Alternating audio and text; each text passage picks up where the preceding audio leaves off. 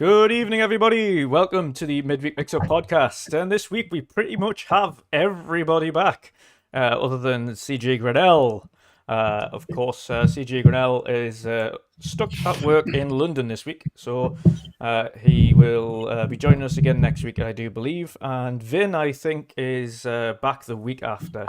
Other than that, good evening, everybody. Great to see everybody in chat so far.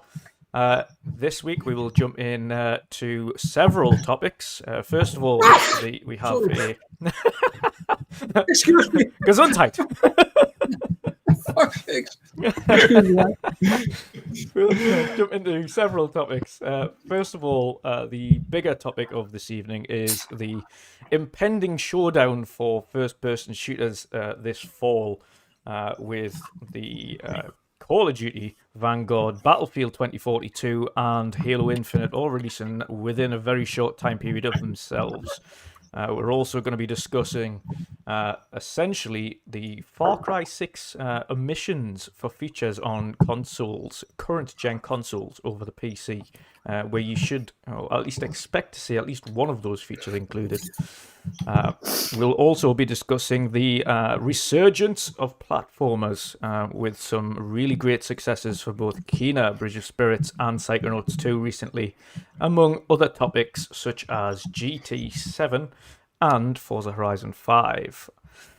First of all, before we begin, let's do our intros. First and foremost, Patje, how are you doing today, brother? What you been up to? What's up, guys? Yeah, it's great to be back again after a few weeks. But yeah, I've been working a lot lately. Last week I was sick, also really tired. Still, I'm exhausted. So, but didn't do a lot of gaming the last few weeks. But yeah, I was looking forward to come back to the show again, and yeah. Awesome That's stuff. it, man. Didn't do a lot of stuff, so had some time to relax. I seen you had a nice family meal and things like that, so it looked very nice, brother. Some family time's always good. yeah, exactly. And hopefully you're feeling a bit better than you were as well. Obviously you're still a bit tired, but as long as you're feeling a bit better. Yeah. I hope the busy days are gonna be less at work, because the first 3 days at work are like it's so much hours and stuff, so Yeah. it breaks you, and especially when it's like the first 2 days of work. So then the whole week is all fucked up. Yeah, it is. Yeah.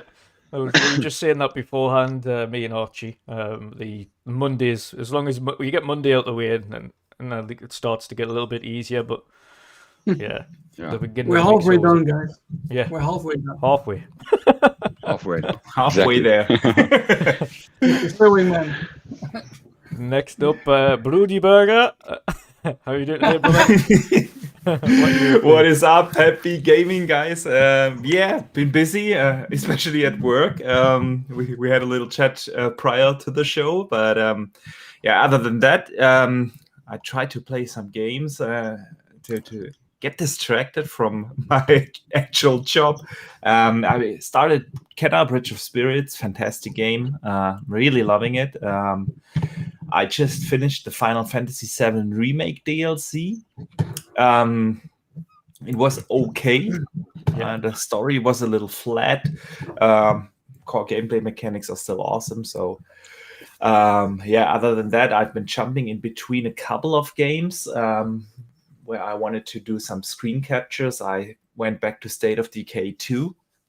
Tried that update out. Still an awesome game. I have to be careful not to get addicted again, because I spend an unhealthy amount of time in that game. It always pulls you in.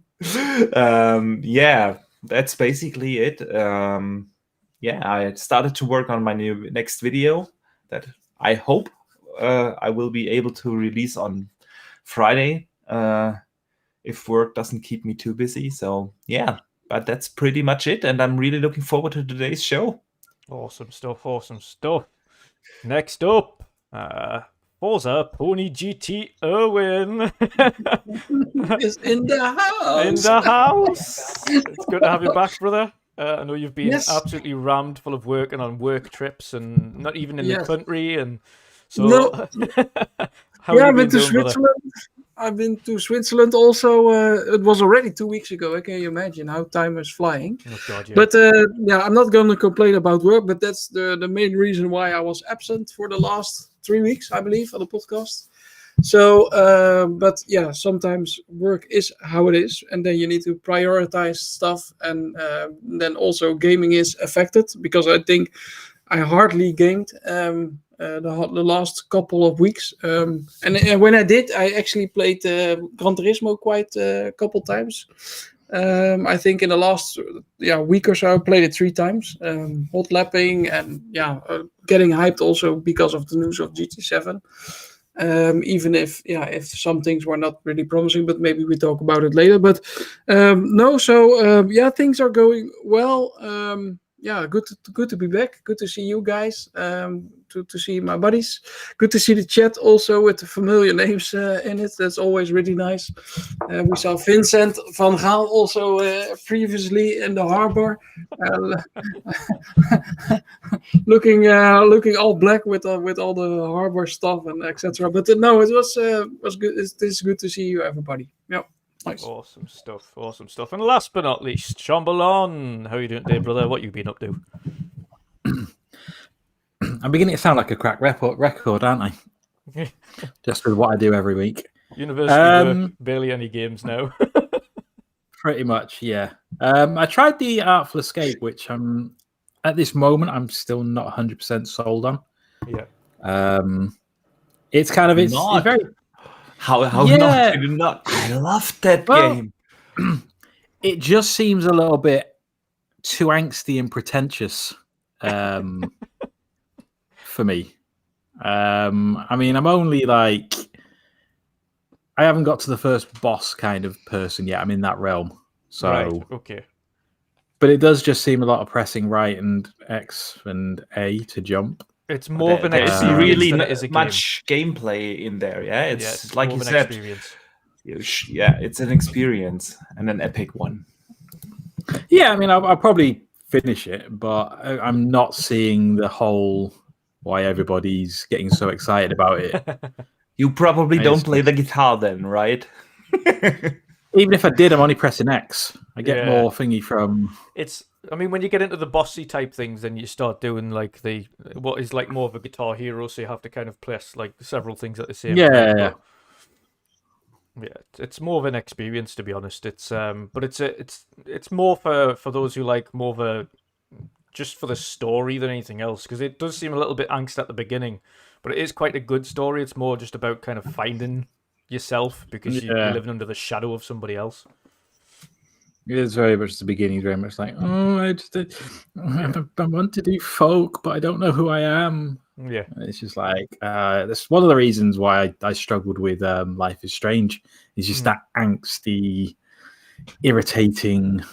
See, I couldn't get away with Life of Strange or anything like that, but this one I did enjoy going through, and the characters that you meet as well are just weird. Weird and wonderful. You will like it when you get further into it. I think it's maybe it's the beginning I understand, because it's more just this kid that's kind of whining about he doesn't like folk music and he wants to do something else. Yeah, and there's the expectation by everybody on him. Yeah, I get that. I mean, Life is Strange, the first one I actually quite enjoyed. It was the Before the Storm was just kind of the angst turned up to 15. It was just oh my goodness, just no. Please just stop.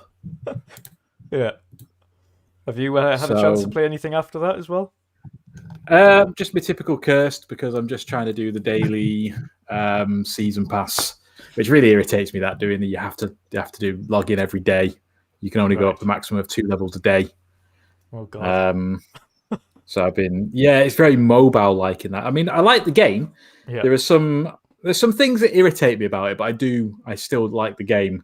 But the biggest issue, one of the biggest things, is very mobile like season pass, getting you to come, log in every day to make sure that you do your daily challenges to get your season pass level up.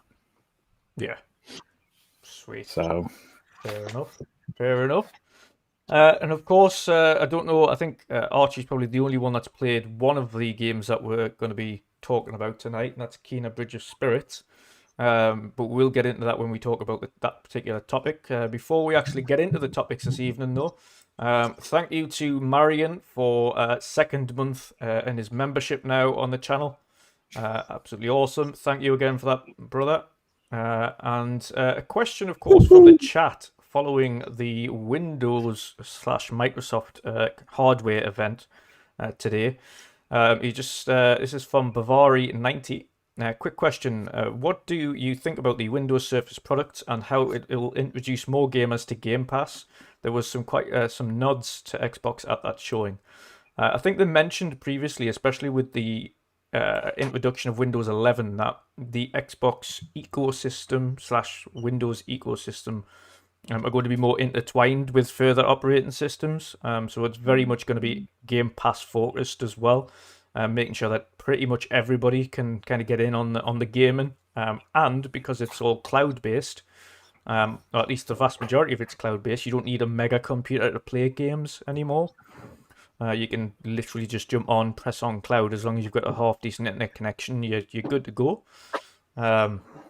So I think we'll see more of that. Archie, what do you think of that? Do you think that's pretty much sums it up nicely? Pretty much. I didn't have a proper time to go through all the announcements of today. I just browsed over the article over on Windows Central, just the highlights basically for me. But yeah, so see, the thing is, I'm not a What do you want to say, Archie?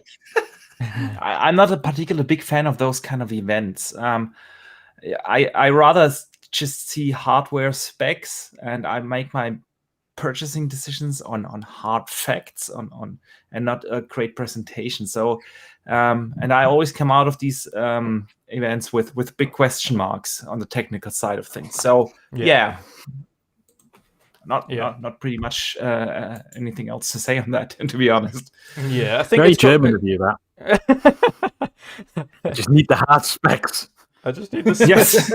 I don't want the fluff. Just give me the data sheet. Give me the data sheet. The data sheet, and I'm good. But it's probably just the engineer speaking here. So yeah, exactly. No, I think going forward, it's more about any new products with Windows 11 built in is going to be focused on Game Pass, and more gaming things built into that particular operating system. Obviously, with the more recent ones, you've got kind of the overlay that you can put on for when you're gaming on PC through Xbox. It's obviously you take screenshots, record gameplay, and things like that.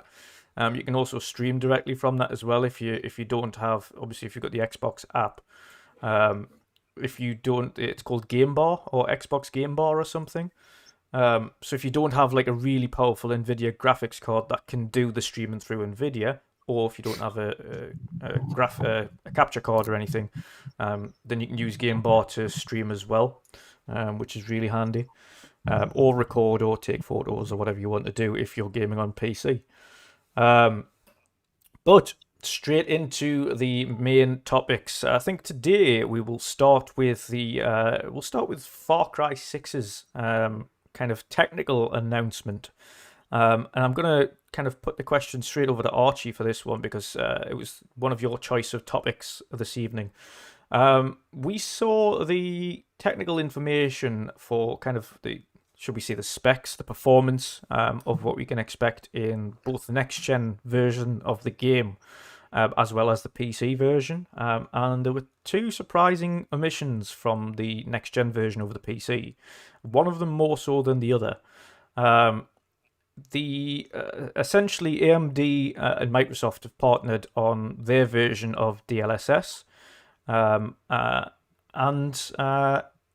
they've omitted that from the console version, but included it on PC. And also, ray tracing is not in the Xbox or PlayStation version at all, but it is on PC. Two very surprising omissions, especially if Microsoft's partnering with AMD to bring that super sampling solution to AMD cards. Archie, what do you think of the news and kind of how it was kind of really quickly glossed over by them as well?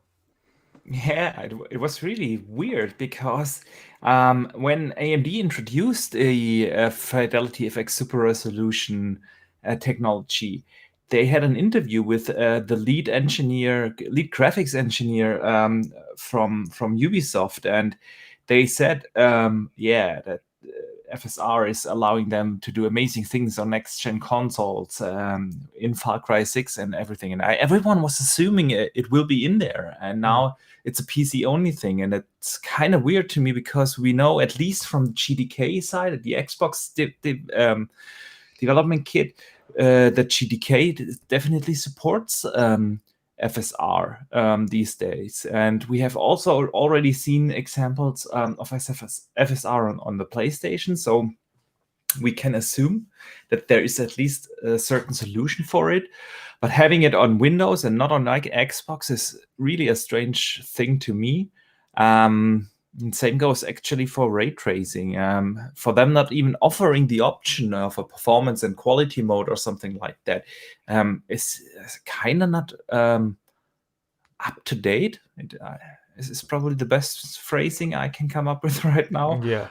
It just doesn't seem that they gave it a lot of thought. It's weird if you have things that are possible on PC and not on the consoles. It's just weird because we all know that the current gen consoles can actually support it. Yeah. I don't know why they went with it. I mean, the game still looks good. It's going to run at 60 FPS, no doubt that it's going to be a good-looking game. But yeah, can you imagine what they would have been able to do with the combination of ray tracing and FSR? Kind of weird too. Seems weird to me. Yeah, it's definitely. I mean, obviously, Mav, fun speculation there in the chat, and welcome, brother. He said pretty much the same thing. It's obviously in terms of potentially why they didn't include it. Of course, it's maybe some issues with the engine on console or engine for the console being previous gen, or at least struggling potentially with it. The Dunia engine is not the most modern engine, and it definitely needs an overhaul. However, the technology is on PC, and there is really no reason why it shouldn't run on the consoles. Not that I can think of, to be honest. Yeah. I mean, it's always good to get options. I don't know why they haven't included it. Maybe, fingers crossed, they can potentially include it afterwards in a post-patch type thing. Maybe they just didn't have it ready in time. I know AMD's solution to DLSS was pretty late on consoles. I don't know whether or not it was a little bit early. Well, obviously DLSS on PC anyway is running fine, and of course they've included the AMD version of that on PC. But whether or not it's just because the version for consoles was a little bit delayed. Does PS5 have AMD solution yet, or is it just Xbox? It does have it. There are two games that actually have it on the PlayStation. One is actually Resident Evil 8, and the other one I'm blanking right now. The thing is, we really don't know if on the PlayStation it's custom solutions for that particular game. Yeah. Or if they already have it implemented in their development kit. We know that it is fully supported by the GDK, so it's more or less just a flip, turning it on, and you have it. Obviously, you can optimize a lot of things to get even better performance, but it's apparently really simple to implement it on the Xbox at the moment. And especially if you have it on PC. And if they wouldn't have it at all in the game, I would say, okay, probably the engine wouldn't support it, or I don't know. But for them not having it, just seems weird to me. Let's hope that they will patch it afterwards. Ubisoft has been really awesome in supporting their game after launch. So, yeah, we will see. Yeah. Still buying the game, though. Another good point, actually. Yeah. I think I've got it pre-ordered as well. Another good point by Fun Speculation as well. They just said same issue Xbox had with the FPS boost on Far Cry games. Couldn't boost them without losing the 1x resolution boost. Something to do with the engine itself. So it could actually be something to do with the engine. Could be having issues with it. I think specifically for ray tracing, that could easily be patched in afterwards if they wanted to. But I would hope if they did introduce ray tracing, that it would be its own separate mode. So for instance, 4K 30 with ray tracing, or DLSS with ray tracing would probably be a lot better. Or their version, what's it called? Super resolution. Yep. But fingers crossed. I mean, it's pretty short one. I mean, who out of this fine podcast are actually buying Far Cry 6 when it comes out? Who's interested in it? Oh, I have got it pre-ordered day one. Nope. Yep. I've got it. No, not bothered. You're not bothered? Erwin, you're not bothered either? Nope. Pat, are you getting Far Cry 6 at launch? No, not at launch. No, but No. you will be at some point, Launch? by the sounds of things. At some point, I'll get it. Yeah, for sure. I got Far Cry 5 in a sale about a couple of months back because I got it for like something like £8 or something, and I still haven't played it. Still haven't touched it. I really need to put that game up. Well, it's the worst in the series. Yeah. I think the Archie, that was you, right? Like you said, Dutch, it was on sale, and I was doubting to buy it. But then Archie told me like, no, don't do it. It's a really worst game and stuff. But I couldn't leave this sale because it was so cheap. So I thought, okay, I'll exactly give it the a go. same. And I had played every it for, other game in the series. I've literally got every other Far Cry. I was like, you know what? I need even if it's crap for £8, I'm just adding it to the collection. Yeah, but I bought it back then, and I think I played like in total an hour and a half or something. Yeah. I cannot get into the game. The way you move, the shooting, I like the shooting, but the way you move and stuff, it's weird. It's pretty in 5. weird. Yeah, it's Yeah. weird, and the story is really weak in my opinion. The main villains are relatively predictable, and I don't know. It wasn't my type of setting. They tried something new with the open world design because they were heavily criticized for always having the same formula, like unlocking a tower to get the map revealed and stuff like that. They removed that, but with that, they actually introduced some mechanics that made it even more boring. So I was at a point in the game where I want the towers back. I want crafting back. I want those things that made Far Cry great back. And yeah, I wasn't a big fan of 5. I loved 3 and 4 though. They were absolutely awesome.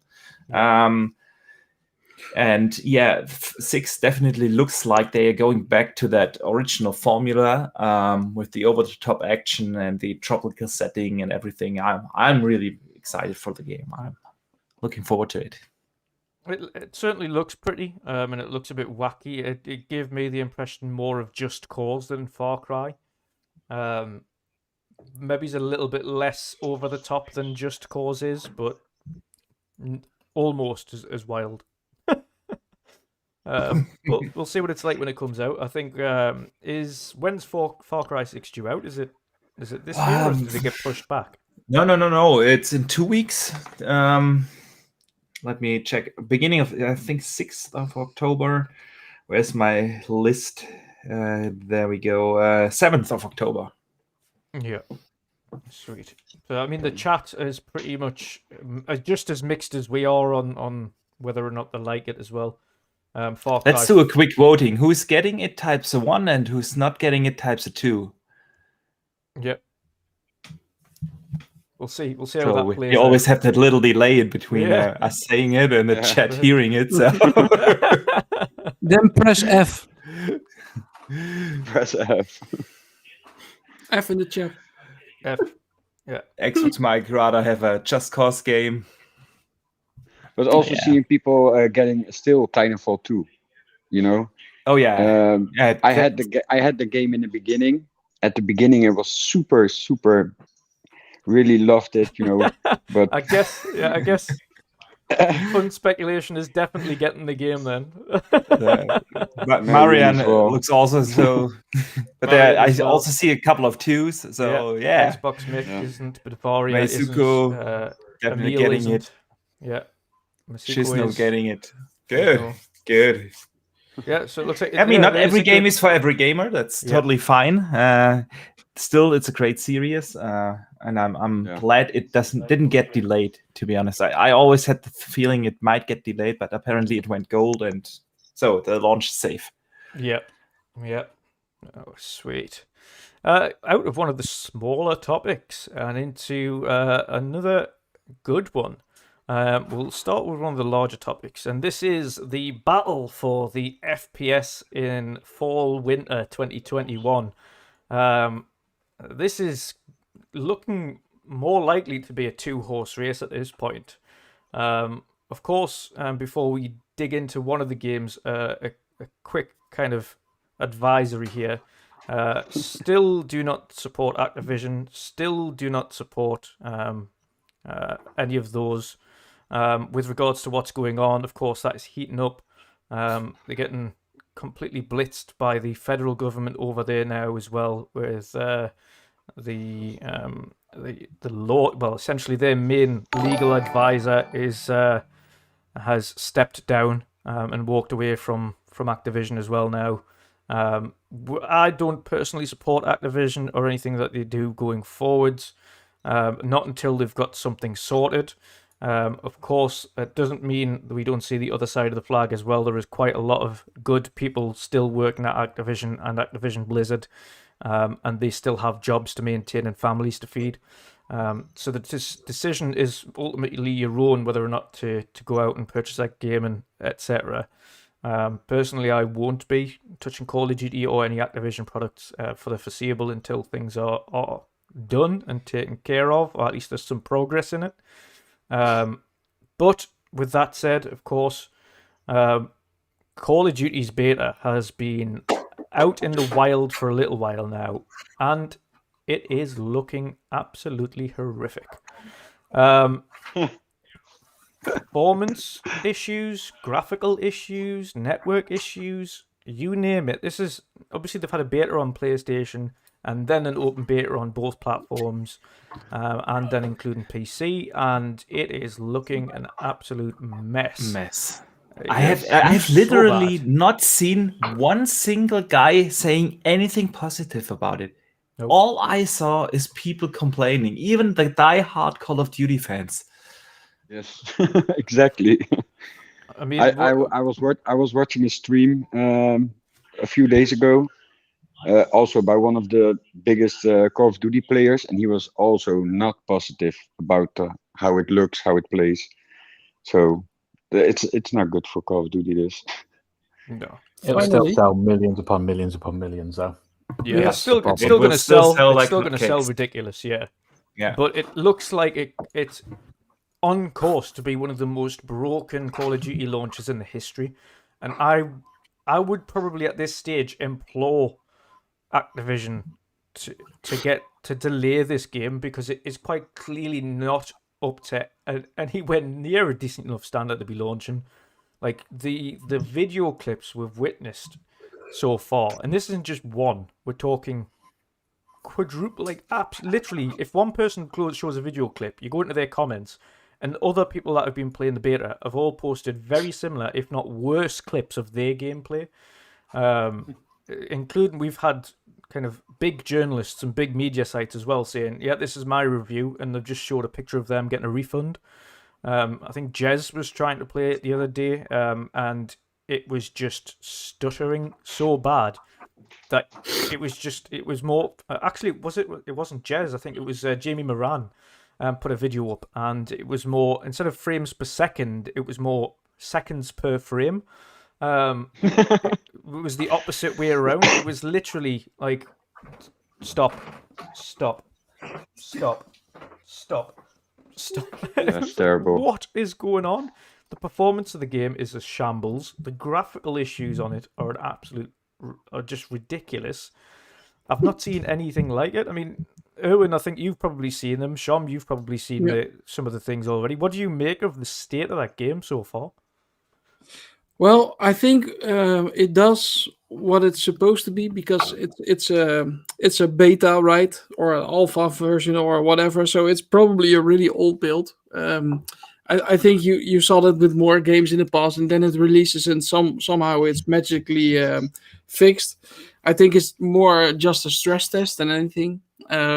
Just like we will see with Halo also in the coming weekend and the weekend after that. Just a stress test to see if the servers are working. But yeah, sure, it runs like dog shit. It looks like crap. It doesn't look fun at all. The setting I don't like. I don't like the game at all. Not going to get it. So I understand the frustration, but I think it's more or less a tech test, right? So I'm not that worried that they will fix it. It would be very strange after all those years that they will release a game so broken as it is in the beta. I'm never going to believe that. So probably it's fixed. But yeah, it looks good, or it looks bad, and that's not a good how do you say it, a show off. But yeah, somehow they can manage to do such things, because like we said, people are still going to buy it. That is the main mistake of everything, that people still buy the trash every year. Yeah. So yeah, people need to stop buying those games, and maybe this year is a little bit different because, like we mentioned, Far Cry is releasing, but also Battlefield is releasing, Halo is releasing, and I don't know which other first-person shooter. So hopefully a lot of people will try and enjoy other games as well, and think like, hey man, this Call of Duty actually sucks donkey dick after all those years. So yeah. Let's do the test with the chat again. Who's getting Call of Duty Type 1 and who's not getting it at 2? Yeah. Who's giving it a massive pass, and who's actually picking it up? One for picking it up, 2 for giving a pass. 2, You see it already. We'll see a 1. 2. 2. Yeah. 2, yeah. Or 3 if you're never going to get it, yeah. Nice. See, the thing with Call of Duty really is, Call of Duty is kind of like FIFA and probably Madden over in the US. It's these kind of games where you have dozens and dozens of casual gamers that don't even know about the state of the game. Yeah. It's you have with FIFA, or with, in this case, Call of Duty, you have gamers that literally only buy that 1 or 2 games each year. Mm-hmm. They are not invested in the gaming scene. They are not reading up on the news and everything, and they don't know about the state of the game. So that's why this Call of Duty will still sell pretty well. Probably, hopefully, not as well as previous Call of Duties, that they really see it, but it will still be one of the best-selling games. I have no doubt that, and that's why they don't delay it. Why would they? Yeah, they have the next. I mean, you know what it is though. I've seen, and again, to Erwin's point, it is a beta, it is a technical test, and etc. But if you take out the if you take out the networking issues that they might have. For some people who are complaining that it's laggy and it's running at like really, really poor pace and etc., or they can't get connected. Take that out of the side of things. The graphical issues with it are what worries me most about that particular game, as opposed to the networking things. Networking stuff is something they can resolve. The graphical things can take a little bit of time to figure out what the hell's going on. And as you've seen by the videos, it's not like it's just like pop-in issues. Like, we're talking like, whoa, like guns don't even resemble guns. Like, it's just a mess of like some kind of weird spludge. It just looks so odd. Like, I don't understand how they if you're releasing a technical test, like the Halo guys have done before, that's a few-month-old build, and they're like, well, this is a few-month-old, so it's going to look better, but it's just to make sure it runs well and etc. But that didn't look horrific. Yes, there was network issues, and I ironed those network issues out. Back 4 Blood was exactly the same. Yeah, when we played the beta for that, that was there was a couple of little network issues, a few graphical bugs and things like that popped in, but nowhere near to that extent. So I think to me, it's more worrying just because it is so much worse than every other technical test that's been out this year, like by a country mile. I mean, that game's It's more meant to than be just releasing this year. I don't think I've ever seen something anything that bad. as buggy as that. I used to, I still get emails from the company, but I used to work for a company doing beta testing. So I beta tested the Division 1 and 2 and things like that. That was just basically trying to break the system. You know, we're all gathering in one spot, throw grenades at the same time, trying to bring the system down. Yeah. And the graphics on that were rough because they were nowhere near ready. Yeah. But there was never the artifact, anything like your gun suddenly starts looking like it's one of those things from what's the game? I can't think of it now. Minecraft? No, the guys that make Deathloop. Arcane. Arcane. What was the game before that? Why does my brain always Dishonored. go to mush? No. The one in Prey. Look like the mimics from Prey. Yeah. Yeah, it does. Yeah, you're right. I've never seen anything like that. And I think it's a worry. I mean, like Erwin said before, like it's only a beta, but they also use these things as a kind of demo to show off and try and get people to buy. Yeah. And especially when you're advertising the beta is like available when you pre-order. Exactly. Yeah. Like the But the second wave that came out that allowed Xbox players to play was the one that you got for pre-ordering the game. Yeah, like I saw the alpha. What was that in August? Yeah. And that looked rough, but that looked like an alpha. That was just, it didn't have the textures and it didn't have things like that, which is what you expect from an alpha.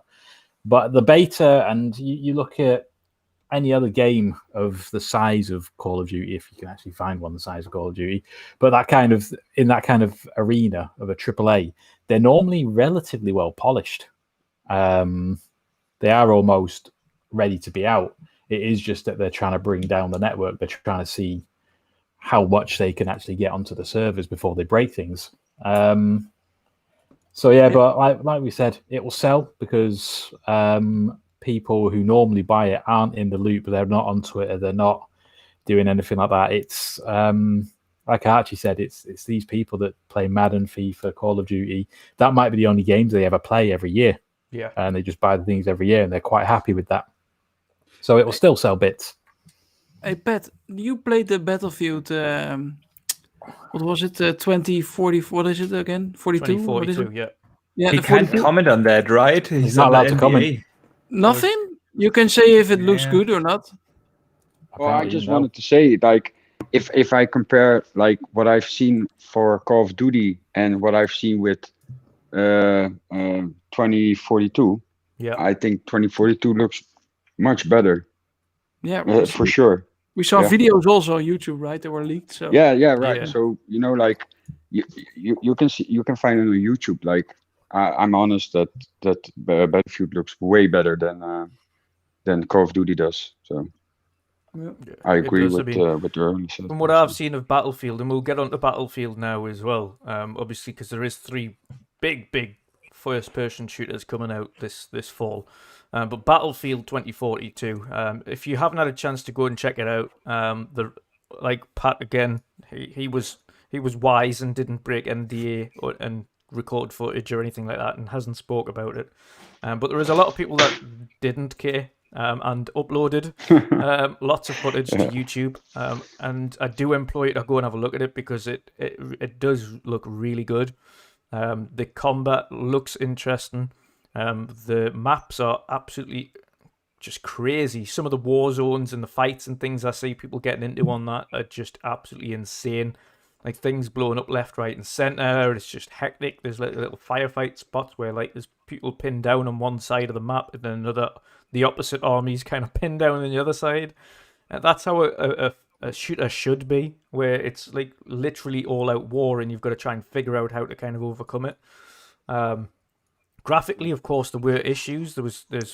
Their main issue was pop-in. If you haven't already seen the footage, the pop-in issues on Battlefield were quite substantial, but that's a lot easier to iron out than I think these weird graphical bugs that we've seen for Call of Duty, where it is literally doesn't resemble anything that you're kind of holding. Like as Sean mentioned, it looks like one of the mimics from Prey. But 2042 looks a lot better. Archie, Shom, Erwin, have you had a chance to have a look at that footage as well, the gameplay footage that's been on YouTube for Battlefield, and what do you think of it? Start with Shom this time around. I actually haven't. Let me see if I can go find it. Quite a, you type in Battlefield 2042 gameplay and there's a lot comes up. Yeah. But I'm surprised they haven't taken it all down. Yeah, same. It's all PC players that have put it up, mind. Well, still having a look at that, Erwin, I know you have had a look at it, so what did you make of what you've seen of it so far? Yeah, so I've looked at it, and I am actually quite impressed. First look of the game, when we saw a review trailer or some teaser or whatever, I wasn't really impressed.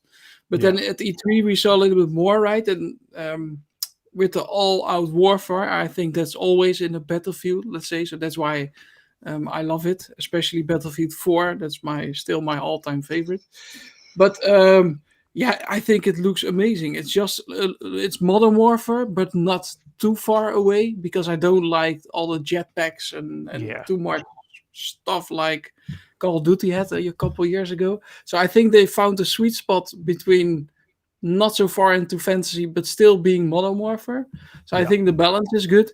And from the graphic side of things, if you compare it really directly towards Call of Duty, what we see now, it's not even a comparison. It's not even a contest, because it looks so much more polished. So I'm looking forward to the game a lot. We'll be playing it a lot. I'm really looking forward to play a new or a different kind of first-person shooter than PUBG or whatever, right? For the last couple, or the last year actually. Yeah. So looking forward to it. Really impressed so far. So I hope they deliver, and I also wish them all the success, and hope they will beat Call of Duty finally, because I think the series deserves it. Oh yeah. I've got to agree on that one as well. Archie, what have you made of the footage that you've seen so far for Battlefield? Well, I have only seen the gameplay that was officially released, which was, I think it was labeled alpha build or pre-alpha build. Can't remember exactly. It looked good. It definitely does look polished, or more polished than what we have seen from Call of Duty. But yeah, it was officially released footage, and obviously they are not releasing that footage in the same state than we have seen Call of Duty footage, so I wouldn't make too much of it. Yeah, I would suggest we make the test again with the chat, with the 1 and 2s, because I would have unfortunately put in a 2 here for Battlefield. I don't have the time anymore for those massive big multiplayers. Yeah, big multiplayers. You have to spend so much time to get good. And I just don't have the time for it. That's why it's hard pass for me this time. We'll go to Shom first. I was going to say we'll go to Shom first before we do the 1 and 2s. Okay, but yeah, go on. So campaign would have saved it for me. Yes. The chat is already typing in the 1s and 2s. So yeah, I'll put just my 2 in there. Give it 6 months and you'll be able to get it on Gamepass anyway. It seems that Matt is gonna get true that 10 copies. Yeah, but if you go into a game like Battlefield 6 months after launch, let's be honest, that's not fun, because the only people who will be playing that game at that point are the ones that are really, really good at it. Yeah, and you don't have any chance against them. So that's really the issue with these kind of multiplayer games. You have to get in at launch when everybody has the same level playing field to start, and then you have to stay at it and play hundreds of hours to become good. And if that's your kind of thing that's awesome. That's what these games are awesome for, and Battlefield definitely looks like a good one. I just don't have the time anymore. That's fair enough.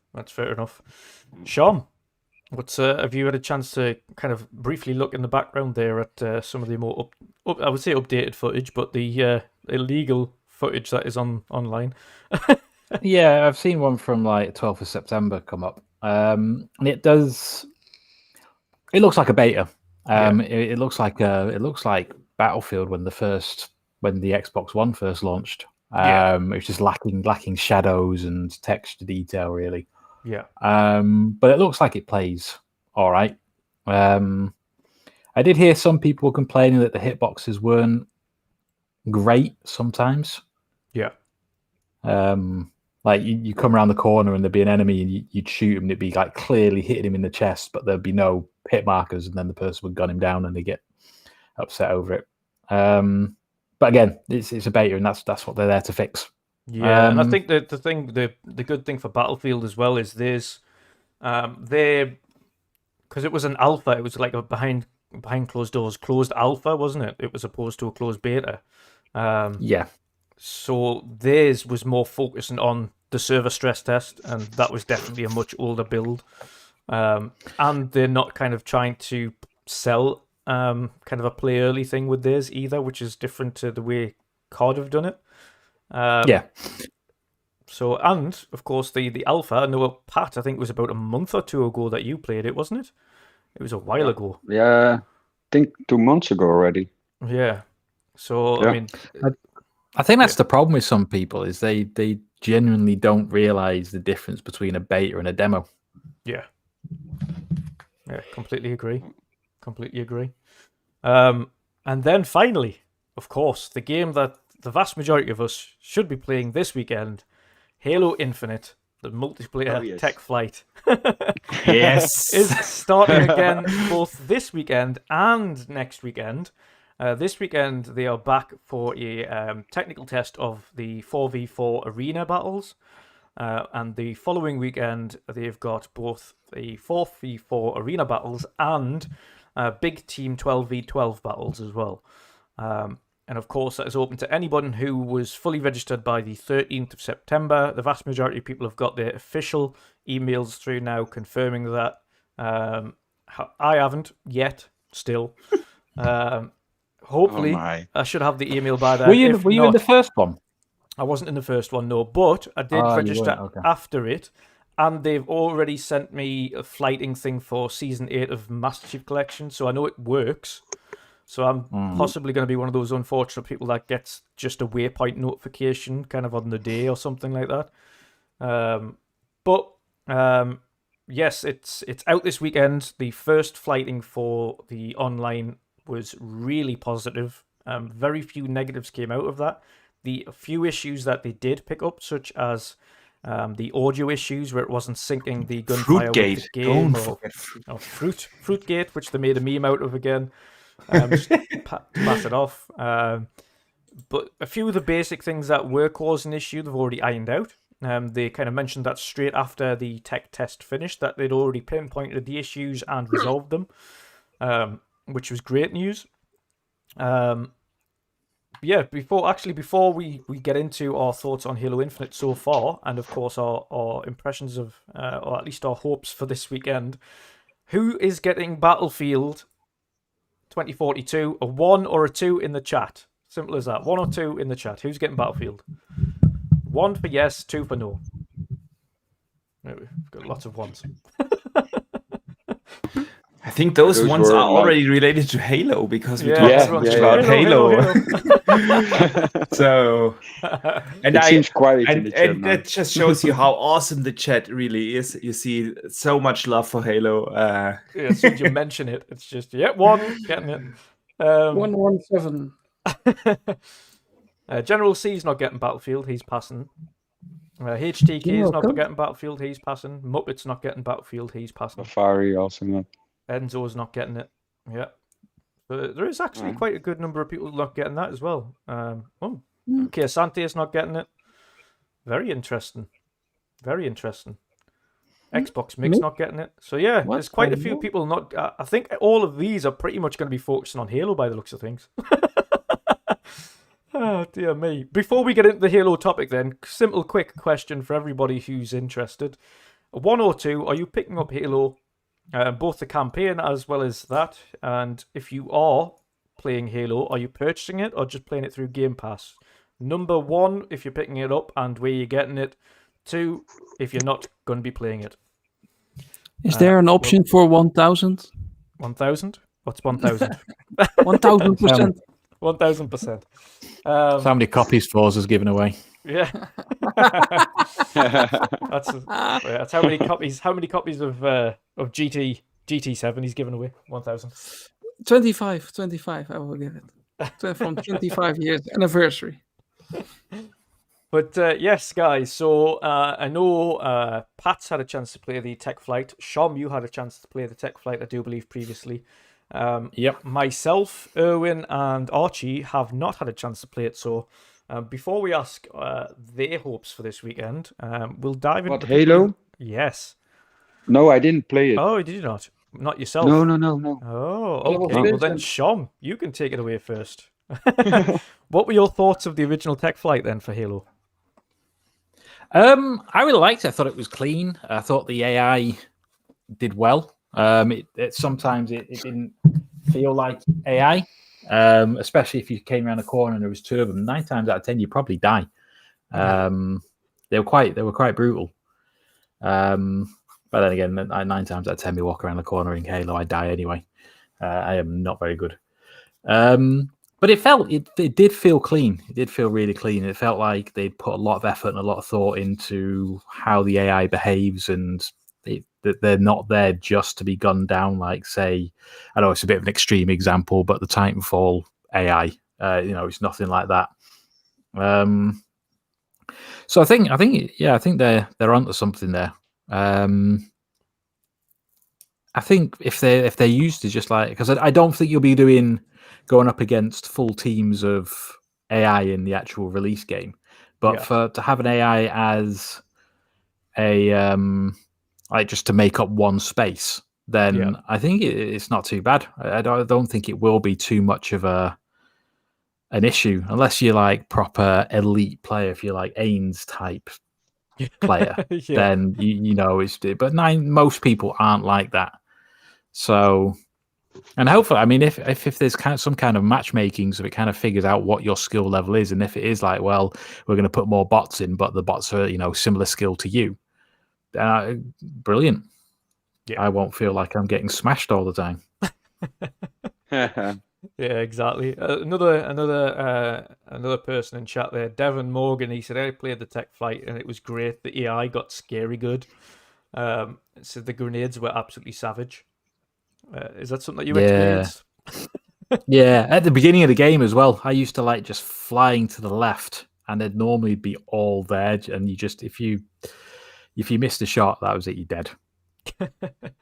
I did see, and we seen it, and obviously they denied it afterwards. But we did see video teabagging, of the teabagging AI. Where on Spartan difficulty, on Spartan difficulty, the AI would kill somebody, and after they'd killed them, they'd teabag them. No way. Yeah. I think that's brilliant. It's hilarious, and I hope they kept that in. Like, they really need to keep that in because it is. It just makes it feel like you're playing against people. I think one thing I liked from not just the tech test, but what they're including in Halo going forward as well, is the fact that they've got a mode with bots in. Especially for people who don't play Halo all the time, that is the perfect way to get into it before you go up against these big esports players. Because I think that's my problem, is that I'd never, I'll play it when it first comes out. I'm more interested in the campaign anyway and the co-op side of things. And I'll put it down, and then a mate will say, "Oh, do you fancy playing some Halo?" And we'll be like, "All right, then." You get on, you absolutely smashed them. Like, I can't bother with this. Yeah, that's the thing. That's exactly why I stopped playing like Halo competitive. I did Warzone. I like Warzone on Halo. Because of course on that it's more of a horde mode where you're fighting against kind of other enemies with a group of your own friends, and that I liked. But again, online you just get owned against people who are playing that game day in day out, like from the start. You just get absolutely smashed to smithereens. I'm just so happy that they've actually got this bot mode in now, and it's varying degrees of difficulty, starting from just general Marines, then ODST, and then up to Spartan level, so you can actually progressively get better against bots, and then when you feel comfortable enough, go online and play against these much higher quality online PvP players. But Pat, what have you thought from the kind of the footage you've seen of it? Because I know you might not have played it, but I think you probably watched Vin playing it when he was doing the tech flight. You probably watched a few other videos and things of it as well. So what have you seen of it so far? What do you like about it? And are you looking forward to this weekend to be able to actually pick up and play that game? Oh yeah, for sure. I'm super excited to play it because I think I mentioned it on Twitter as well. I never ever played Halo. Yeah, I played Halo 5. Yeah. I think I think I played Halo 5, but probably for like an hour or something. But people are super excited for this one that's coming out. I've seen indeed Finn playing the game.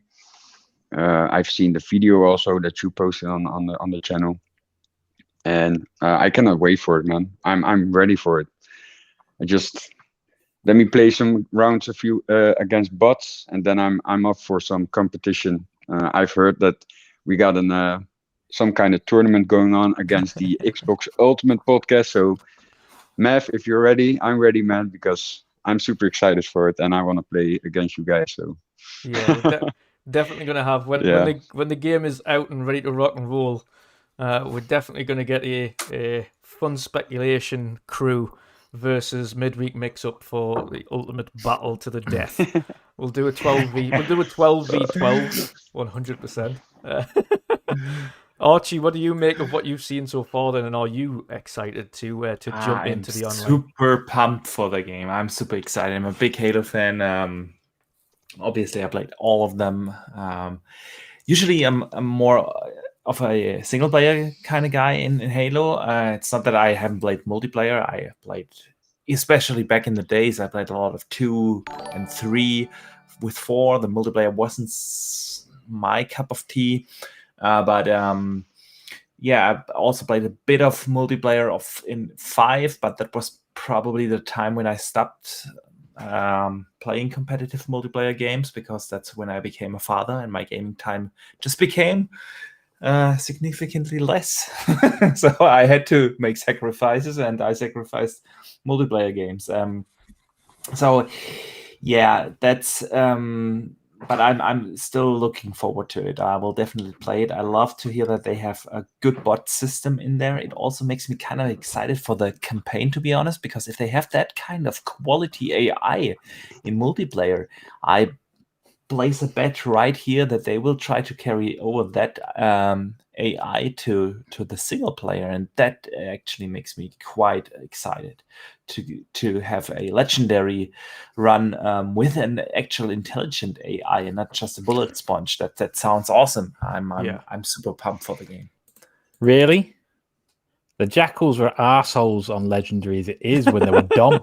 Don't give them AI. That's because they're bullet sponges. That means the enemy AI is going to be even better than it ever was. I can only imagine now, if the AI is that good on multiplayer. God help us playing campaign. God. But did they change the bots? Because I've heard that they got the bots in the technical test. Yeah. And after that, they will upgrade the bots or something? Yeah, so they've got 3 versions. So they've got your general Marines, which is kind of easy mode. You've got ODST, which is medium, and then you've got Spartan bots, which are legendary. Okay. So basically, that's when the teabagging started, when the legendary bots came out, because then they just started owning people online. 360 no scope into landing into teabagging. They were I've seen people literally firing at them, and they were just dodging out the way and jumping up and over them and punching them in midair and stuff. And they were like, "What is going on?" These bots just feel like other players. So they've really Okay. mastered But isn't the that AI. what we want? Yeah. An actual progression in AI in video games. Oh, I mean, definitely. yeah, it is really something I'm super excited to have actual enemies that kind of react like some living human being would do. That sounds awesome. Yeah, definitely. Erwin, I know Yes. you're super excited to play this weekend. I know you, much like the rest of us, other than Shom, you also didn't get to play the last tech test, and I think much like us, you weren't kind of intending to play the first one. But this one, you were like, much like me, you just thought, you know what it is, I want to play it. So, are you looking Well- forward to this tech flight? Yeah, well, I signed up for the first one on Halo Waypoint, but I discovered was after, because I thought let's double check my account on Waypoint, that my email wasn't confirmed. So that was the Oh, deal shit. breaker. So I fixed it afterwards, but I actually wanted to play the first one. I played back in the day the Halo 5 beta multiplayer and it Yes, was against people, and I absolutely loved it. And then when Halo 5 came out, I first finished the single player, which I kind of like actually. And then I started playing multiplayer, and then I got owned like crazy. And then I thought, okay, let's dump this garbage and move on, because I was losing my shit and always playing alone as well. So then I'm getting bored and very angry in just a couple seconds. So then I just stopped. But no, I'm really looking forward to this one, and especially because when I was checking Vincent out on Twitch, on his Twitch account, I saw it was running so smoothly. The gameplay looked so smooth. The graphics looked already so good. I really get the old school Halo feeling somehow. I don't know why, but I got it. So I'm really looking forward to it. But yeah, like I said on Twitter as well, I didn't play first-person shooters in a long time. So when I will be playing the first couple matches, I will be like dog shit, and then I will lose my temper and smashing my controller through the window. But but no. Just I will try to take care. But no, I'm really looking forward, mate. And it's 2 weekends as well, so we know that this weekend and the weekend after we're going to have some fun. So I hope a lot of people will be online and we can team up and enjoy together. And maybe it's good if there is a possibility to play against bots. Maybe if I get destroyed, then it's still something different than real life people. Yeah. Maybe it feels a little bit different still, but it's maybe a good way to just get the grips of the game and then tune in. But I don't know. I'm looking forward to play it. Super excited about it. And yeah, I saw a lot of people were invited to the beta, and I hope you will as well, Drew. Because you deserve to play it as well. And yeah, if you're not be able, then you can have my login account, and then you can play on my account. I don't give a damn. We already game share on PlayStation, so we can do it on Xbox as well if you want to play. But the General C is saying if I can play Halo on the steering wheel, that would be freaking great. Yeah. But no, really looking forward. And if you want to play, just let me know. You can have my account details and you can log in, mate. Yeah, I should be in. I don't even, like I say, I'm expecting to be one of those people who has to check his Halo Waypoint on the day when it goes live and have to download it that way. But no, I should be good because I was, like I say, I had heads up from them for an invite to the tech flight for Season 8 of Master Chief Collection. So I knew I'm into the flighting system fine. So I think it's just something on their end with the invitations. So it should be all right. Let's hope so, man. The other positive, though, to come out the back of this, though, is that Halo, out of the three, is the only one to have an actual start-to-finish campaign. CoD has a campaign, but they're going into the realms of what Battlefield 1 did. So they're doing like little story sections. So they've got like a character, and then you do a couple of missions with that person, and then another couple of missions with a different person for a different story, and another couple of missions for another person for a different story. So they're doing like that's the what the original Call of level. Duties did. A little bit, yeah, it did the first one, but it still kept on very much the same storyline. From what I remember, anyway, at least From Modern Warfare, yeah. Call of Duty 1 and like the Big Red on the PC. I think I've pretty much played every single Call of Duty. Yeah. Because I'm the unicorn. I am the campaign guy for Call of Duty. I enjoy the campaign over the multiplayer and stuff like that. And I'm pretty sure stuff like the Big Red and stuff were individual things. They weren't like with Modern Warfare. Yeah, you're playing as this team and then this team and then this team, but there was one objective. You were just playing it as soldiers coming from a different direction for the same objective. Whereas like the Big Red, you're in Stalingrad and other places, so they're completely different things. Yeah, that's fair enough. I just remember. If I can remember rightly, I just remember Battlefield 3, maybe. Which one was the Normandy landings? Was that 3? So Battlefield. Not Battlefield. Sorry. Call of Duty. Call of 3, Duty. yeah. Call of Duty 3. Yeah. I say Battlefield 3 was a modern one. Yeah. But yeah, Call of Duty 3. Sorry. That was the Normandy landings. Of course, that was just. I'm sure that, as far as I remember, that was just a single playthrough. It felt like it was just a single campaign. Was that two guys on the 360? No, I'm talking about that Big Red, and that was PC only, if I'm remembering correctly. Ah, right. Call of Duty and then Call of Duty the Big Red, which was kind of like a 0.5. It was like, you know, when you used to get expansions rather than DLC. Yeah. Like Rainbow Six did them a lot. Rainbow Six expansions where they were pretty much full games, but they were still built on the same engine, still within the same storyline, using the same assets. And it was a cheaper. It was like, say you pay $60 for a game, you might pay $40 or $35 for the expansion.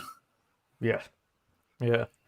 I mean, going back to the point of campaigns, though, especially this time around, Halo is the only one with a dedicated full campaign at launch as well. Course, so hyped for that. Unfortunately, a lot of people wanted, because Battlefield 4's campaign was actually really good. I'm not quite sure why they just ditched campaigns really altogether, because they do actually produce good campaigns. Battlefield 4's campaign was pretty good from start to finish. Good little story. Good. Battlefield good 1 was poo, though. Battlefield 1's was rubbish, but that's when they started to go into that split perspective thing again, and it doesn't work. Yeah, but Battlefield 1 was very much like each level was just a mini story. There was no connection other than it being set in the same war. Yeah. There was no thing for dying in that either. As soon as you died, you just went up and then come down again. You were somebody else. Okay. But it's all based on data, Drew. I think they saw that mainly Battlefield players were playing the multiplayer, just like Call of Duty probably, and then they just thought, okay, let's give it a shot. Let's try to launch the game without a single player. Let's see if people accept it. I think people are getting over it quite quickly, because we don't. Yeah, besides this podcast now, at this moment, I don't see anybody on Twitter or social media talking about a single player missing in Battlefield that's coming up. So, of course, it's a miss, because I like the single player, like Sean, also a lot, both in Call of Duty and Battlefield. So I'm a little bit disappointed, but anywho, when you finish the single player, that's 6 hours or 8 hours. You're having a blast, and then you move over to multiplayer, and you forget almost the single player anyway. But yeah, I think they just try it, and I think that's why in the first, let's say, couple days when they reviewed that they didn't have a single player, people were upset about the price. Right? It's still €70, or what is it? Yeah. And that only for a multiplayer game. But then you saw the footage, and I was like, "Fuck it, I'm gonna pay that 70 easy money." Because it looks incredible, right? I was the same, to be honest. I can't say anything. So I'm guilty as well. Guilty as charged. Yeah. I think there is something to be said, though, when a multiplayer only game offers you, 70 to 100 hours, if that's what you do, versus a single player. And I think it's the attitude that we are so used to having a single player connected with a multiplayer as a bolt-on almost. True. That, I mean, you're quite happy to spend 60 quid or $60 or €60, whatever it is, on a single player game. But as soon as it's a multiplayer game where arguably you get more entertainment and more things out of it, and then you start going, "Oh, I'm not happy about that." True. It's how things are changing in our mindsets. What I don't like is when it's then what Battlefield does a lot of is the shortcut kits and the DLC and stuff. That irritates me. Like when you're paying that much, and then like with Archie, he says that he won't play it. So if it does come to Game Pass, then if he wants to really have the weapons that most people have because he hasn't unlocked it yet, he needs to buy a shortcut kit. For me, that's not acceptable. Yeah, completely agree. Onto Halo though, that does have the fully fleshed campaign at launch, and of course we're all pretty looking forward to that and seeing what that is all about and how they're going to work on that. Of course we know, and this is very decisive in the community, it does not have co-op at launch. It is coming 3 months after. I can deal with that personally because I don't normally play the co-op immediately. I play it a little bit further down the line. I usually play through the campaign by myself, play a little bit of multiplayer, and then at some point somebody will say, "Do you want to play the campaign?" And I'll be like, "Yeah, I'll run through it with you." Yeah, no problem. So I'm not too fussed that it's not there at launch. Of course, I understand a lot of people either play with family members or their fathers or their sons or whatever it is. They were very looking forward to it, but I'm sure you can rest assured that when it does come out, it'll probably be in the best version of it can be. And I'd much rather that the co-op version of the campaign was working to its full extent and that it wasn't a disappointment for people who want to play the co-op, versus releasing and the co-op doesn't work but playing by yourself works fine. I think that's again, it's mainly down, I think, to the networking side of things why that isn't possible at launch, but it shall be good. However, the campaign itself, Archie, how much are you looking forward to digging into that campaign when it launches? Oh, that's my kind of thing. Yeah, the campaign. I'm so looking forward to it. I mean, Halo is one of these rare shooters that have actually an awesome campaign. I mean, the Call of Duty campaigns, they have great set pieces and whatnot, but are they really sticking with you? Not really. But Halo is really that shooter that people play for the campaign because it is so good, and that's why people were so upset or kind of upset with Halo 5, because the multiplayer in that was awesome, but the campaign was not on point, and this time I do have a feeling that it will be awesome. The story sounds like they trying to go back to what made Halo great. They have the Banished coming. I'm really looking forward to that. I really like them in the Halo Wars series, and I highly recommend everyone to play, especially Halo Wars 2, including its DLC, if you want to understand what is going on with the Banished. That will play a big role in this campaign. Yeah, I do hope they nail it. I'm really excited. I mean, there is still this lingering thing above Halo. We all have seen or have not seen the game or the campaign in action. We know that they scrapped a couple of things at launch from the actual campaign. I do hope it's not a sign of what the campaign is, in which state the campaign is actually in. I really hope it's not that why they scrapped it, but overall, I'm still going to play the hell out of this campaign. It's going to be open world-ish with side quests and everything, and it will be my game I play over the course of the Christmas break.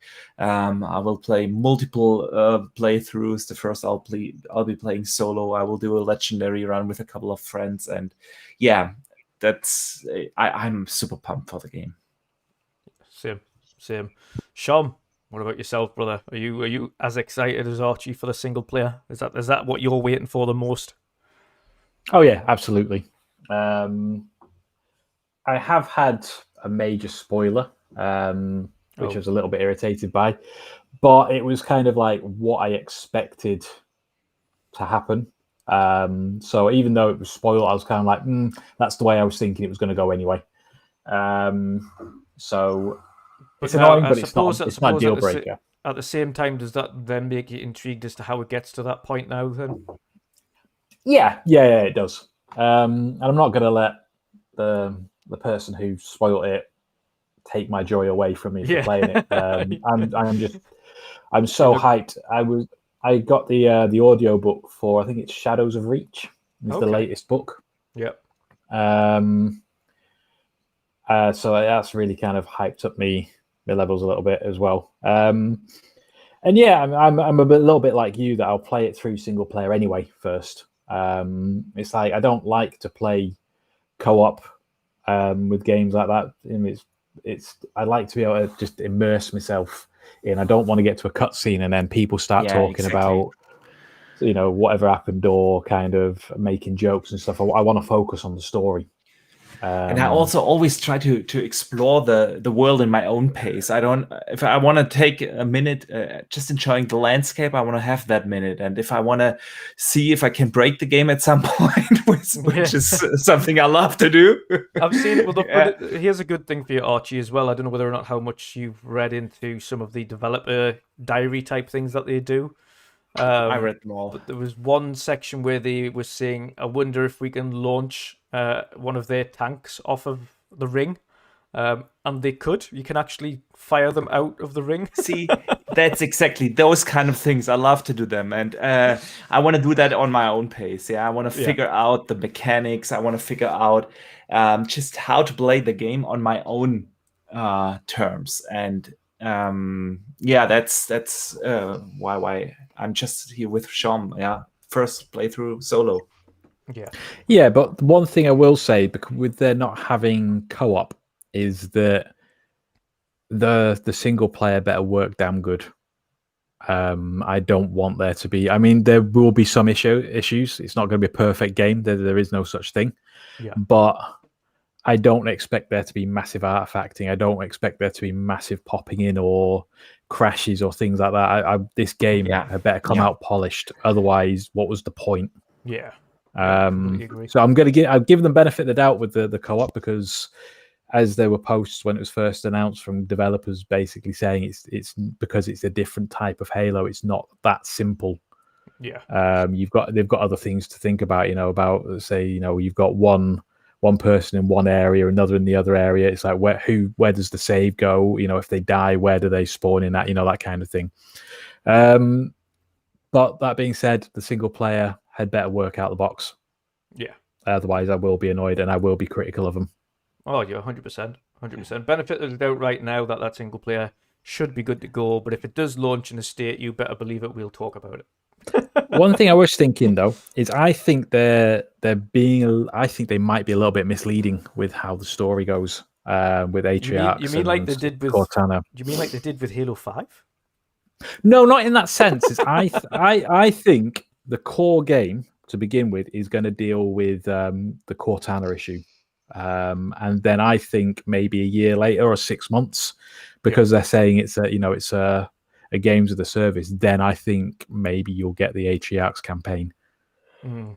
I think this is another thing I'm looking forward to. You think they will add? I was going to say, just before I knew you were going to say it as well. I'm excited that it is a games as a service because of the way that I've seen the Coalition take on Hive Busters. Like, I didn't expect a campaign expansion from Gears, and when they announced that they were doing a campaign expansion, I was like, oh, that's good. But then they also announced it's a whole new set of characters, and it really worked, and I think that can really work for Halo going forward as well.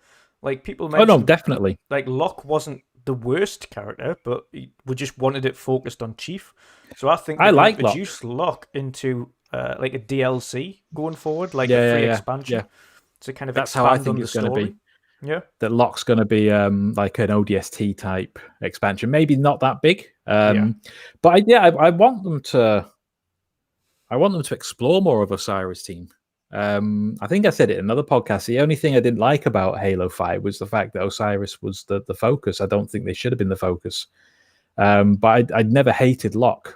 I still think he was the whole team was a good team, and I'd like to see what they do with that more. Yeah. And I hope that they haven't taken away Blue Team. I know everything we've seen so far, it looks like Chief is on his own again. But I hope he meets back up with Blue Team because I like that dynamic. Yeah, exactly. Exactly. Well, and again, it's the possibilities are really endless for this Halo because you can expand on the campaign for a change. Archie, I know you were just about to jump into that. What do you make of the possibilities for the campaign itself? Yeah, I was just surprised by the train of thought because I haven't thought about it. When they said the game's going to be a games as a service kind of game, I think that's mainly for the multiplayer. Yeah, I can see them do DLC in the classic sense, but I don't think that the single player will be actually kind of a games as a service type of game where they release or add content over time. As in a new part of the campaign or something. But I like the idea because it would give us every 6 months or so a chance to come back and just play a story of Atriox after 6 months. And after 12 months for the 1 year anniversary, we will be playing something with the Flood or something. Or you could even get Arbiter, awesome. like the Arbiter expansion. Like, for instance, they mentioned it was a 10-year game. Of course, who knows whether or not that is the thing, but they're seeing this as their long-term kind of game to work on, a bit like the team at Rare are doing with Sea of Thieves.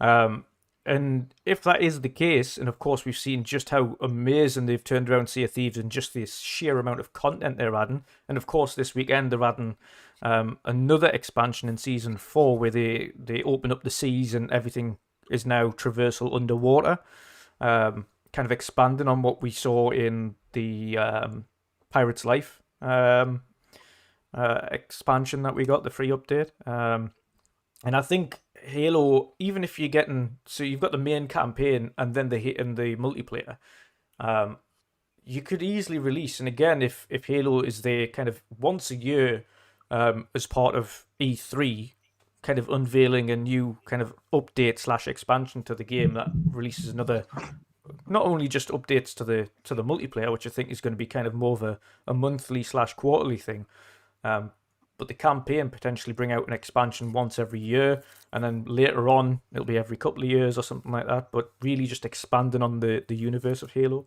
I think the possibilities for being live service for Halo are pretty much endless, especially if I you've thought got... the whole point of the live service was that it was for the campaign, not the multiplayer. Because is it possible to have a Really? live service multiplayer? Otherwise, that's just more maps and whatnot.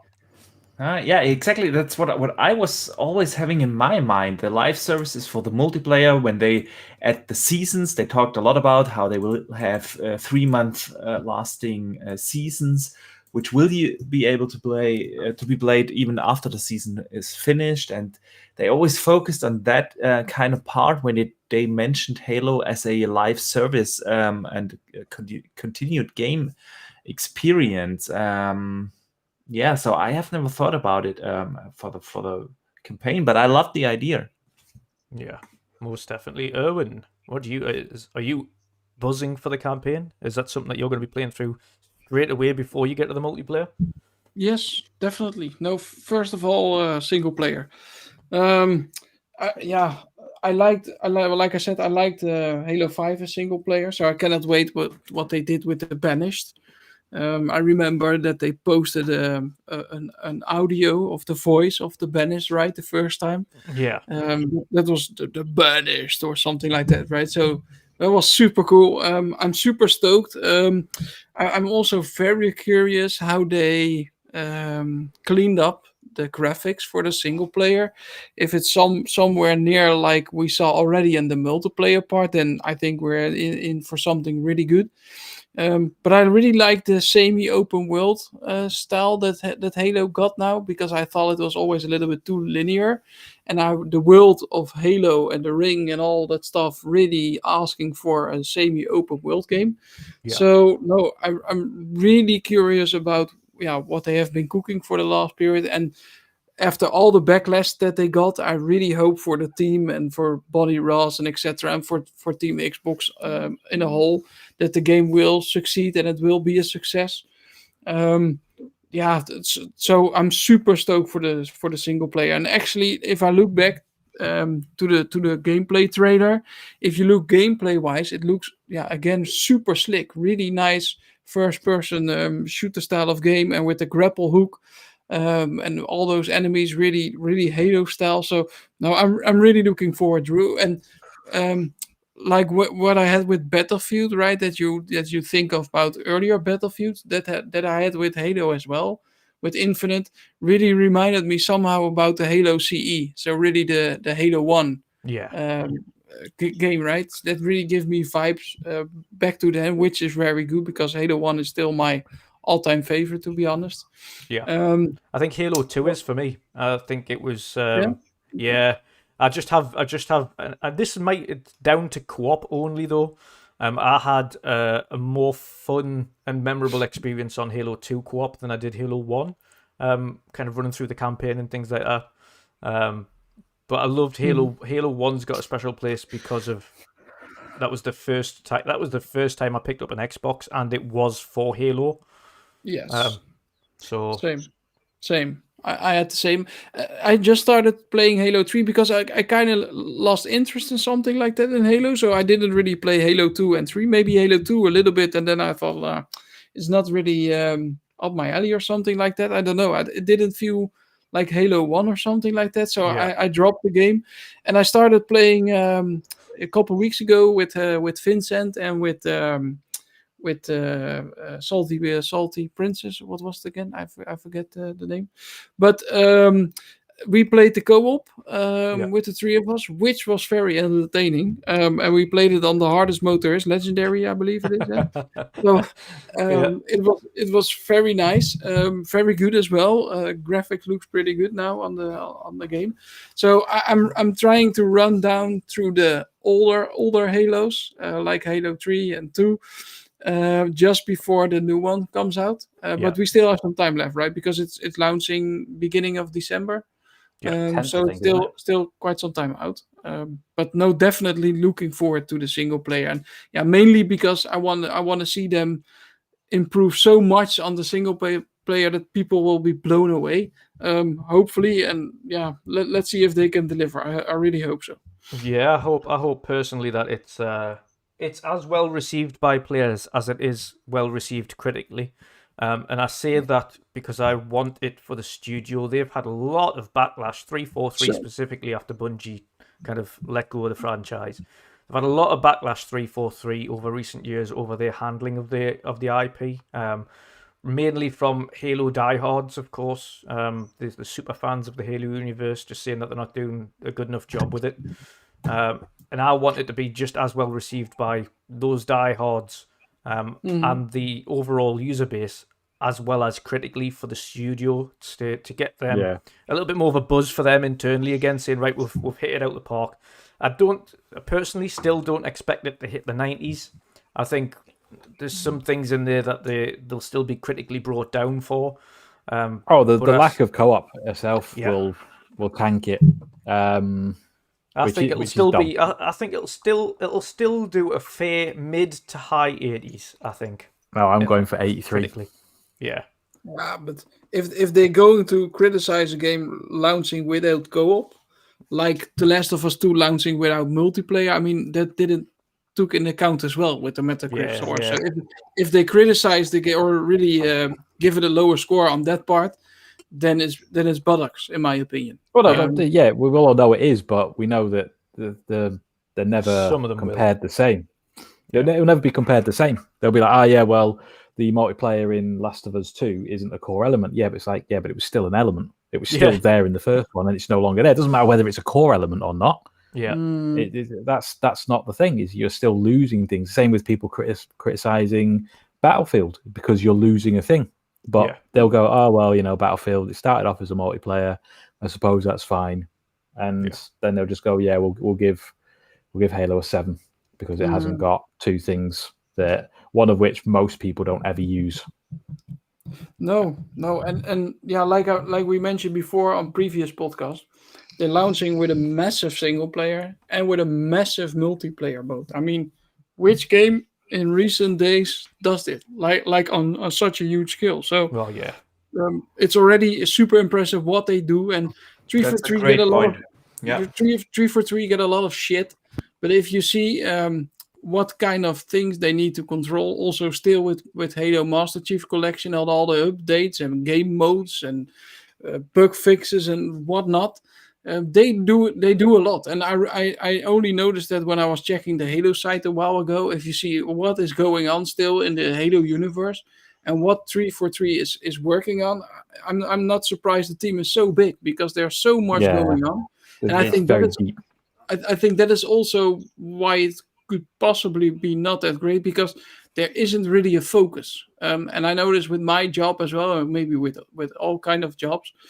When there isn't really focus, you do all things, but maybe on 75% or 50%, because you're not really focusing. And I think with The Last of Us, for example, they focus really on the single player story, and that's really the base of the game and the experience of the game. But it's really focus. Yeah. And I think they have so many focus points to work on in that Halo universe that I can imagine it's a mess, and also how to manage so many things at once. It's incredible how big you are doesn't matter. The bigger you are, the more complex it also gets. Yeah. We see that in our organization as well, and focus is really key. And hopefully that they will get it done. But we need to see, guys. Still very excited, and let's prove them otherwise. Well, that's the thing. I mean, Sante brings up a good point. Is Ghost of Tsushima had a shadow drop for their multiplayer, and nobody was expecting it, and everybody's like, "Oh, don't they love us? Look at Sucker Punch bringing us a multiplayer." She's like, "No, that was probably planned to release day and date, but something happened. So he said, you know what? Let's just pause that, release the single player, and then we can bring you the multiplayer afterwards." Which is fine, which is completely fine. But you need to judge them the same. Yeah. Yeah. But one major benefit that it has, of course, over all of these games, is that the multiplayer, is completely free to play for the first time in the franchise's history. It's also the only first-person shooter that is launching a campaign alongside a massive free-to-play multiplayer at launch as well, which is going to give it a massive upper hand. Not only that, but they've also announced that is at launch, the multiplayer will have 23 maps. That many? Wow. 23 maps at launch. Yep. Which is insane. That's a lot of maps, a lot of different versatility, and that's just at launch. I'm guessing Spartan Ops isn't... Is it Spartan Ops? I think I know what one you're talking about. I don't think that's there at What's launch. the PvE? Yeah, the PvE is not going to be there at launch, is it? I don't think so. So. But yeah, so I mean, it's still a lot of content for launch, and of course, the big upper hand for them is that there is literally no excuse for people not to try the game at launch. They're going to get a massive influx of players because it's free to play. It's the first time they've ever done that, and it's going to be insane. I just hope they've got decent anti-cheat stuff, especially if you're forced to play with PC. Yeah, or at least gives an option. Like, that's what I hate about Call of Duty again, is that there is no option really. Well, there is in the multiplayer, but in other modes you have to play with PC, and I think the good thing about the Halo, of course, is that you can choose to play with only console players, or you can choose to have console PC. But you can also now, of course, now we know you can play just versus bots, or versus your friends. So you've got a wide variety of things you can kind of do with Halo as well this time around, especially versus bots, which the other two don't have. Which I think will bring a lot more people into it as well. Yeah. Yeah, but because I think also like playing against the bots is like for the new players like me, is like more like some kind of training, like that you can like get used to the game, and that's one of the things I like now about Halo, that they have this. So, but Shom, I was asking myself, because Dutch now says it's going to launch with 23 maps. How many maps did you play with the test? Or how many were there? It was rotating of 3, I think. 2? Okay. Was it 2 or 3? No, there was 3. There was 3. Yeah. There was the training ground on, at the end. Reach. Right. Yeah, there was the one on Reach. Then there was the Bazaar one. And then there was the one where they showed the some of the artwork. When you're like an indoor arena. Okay. I can't remember the name of it, but there's 3. There's the one that's the Spartan training ground, which is predominantly outdoor.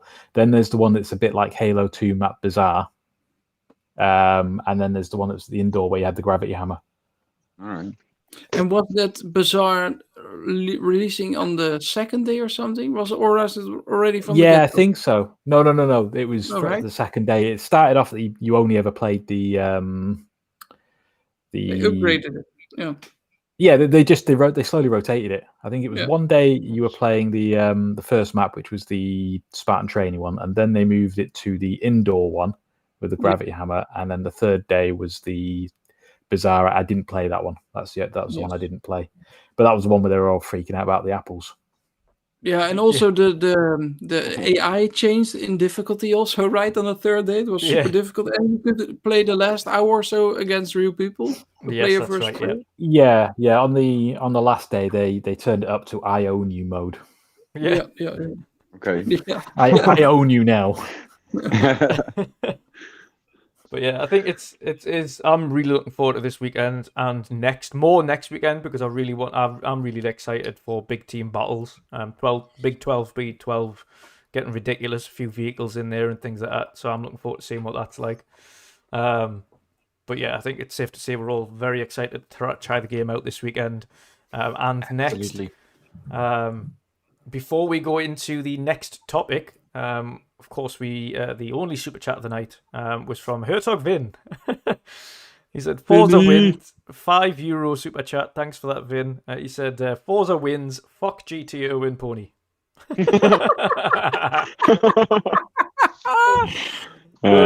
And of course, thank you to Devon Morgan as well, who's dropped a subscribe. So thanks very much for that. For everybody, please, if you haven't already, drop a like, share it out, and subscribe if you don't already. It means the world, of course. It's completely free, and it really helps out the channel, and of course helps us grow and get better. And thanks to the 36 currently watching and the 40 or so that we've had so far, and everybody in chat. It's been thank you so much so far. Thanks everybody for tuning in. For those of us you watching after the fact, thank you as well. Appreciate everybody watching regardless of when you can tune in, and if you don't get a chance to be in the live chat, feel free to just drop comments underneath the video afterwards about your thoughts on some of the topics we've spoke about. But last couple of smaller topics today for the rounding out kind of 15-20 minutes. We will be talking about the minor resurgence of the platformers, two very well received platformers over recent weeks. And of course, the newer news that Erwin will be covering for us on both Forza Horizon 5 before that launches and GT7. We'll start by giving Erwin a little bit of a workout here.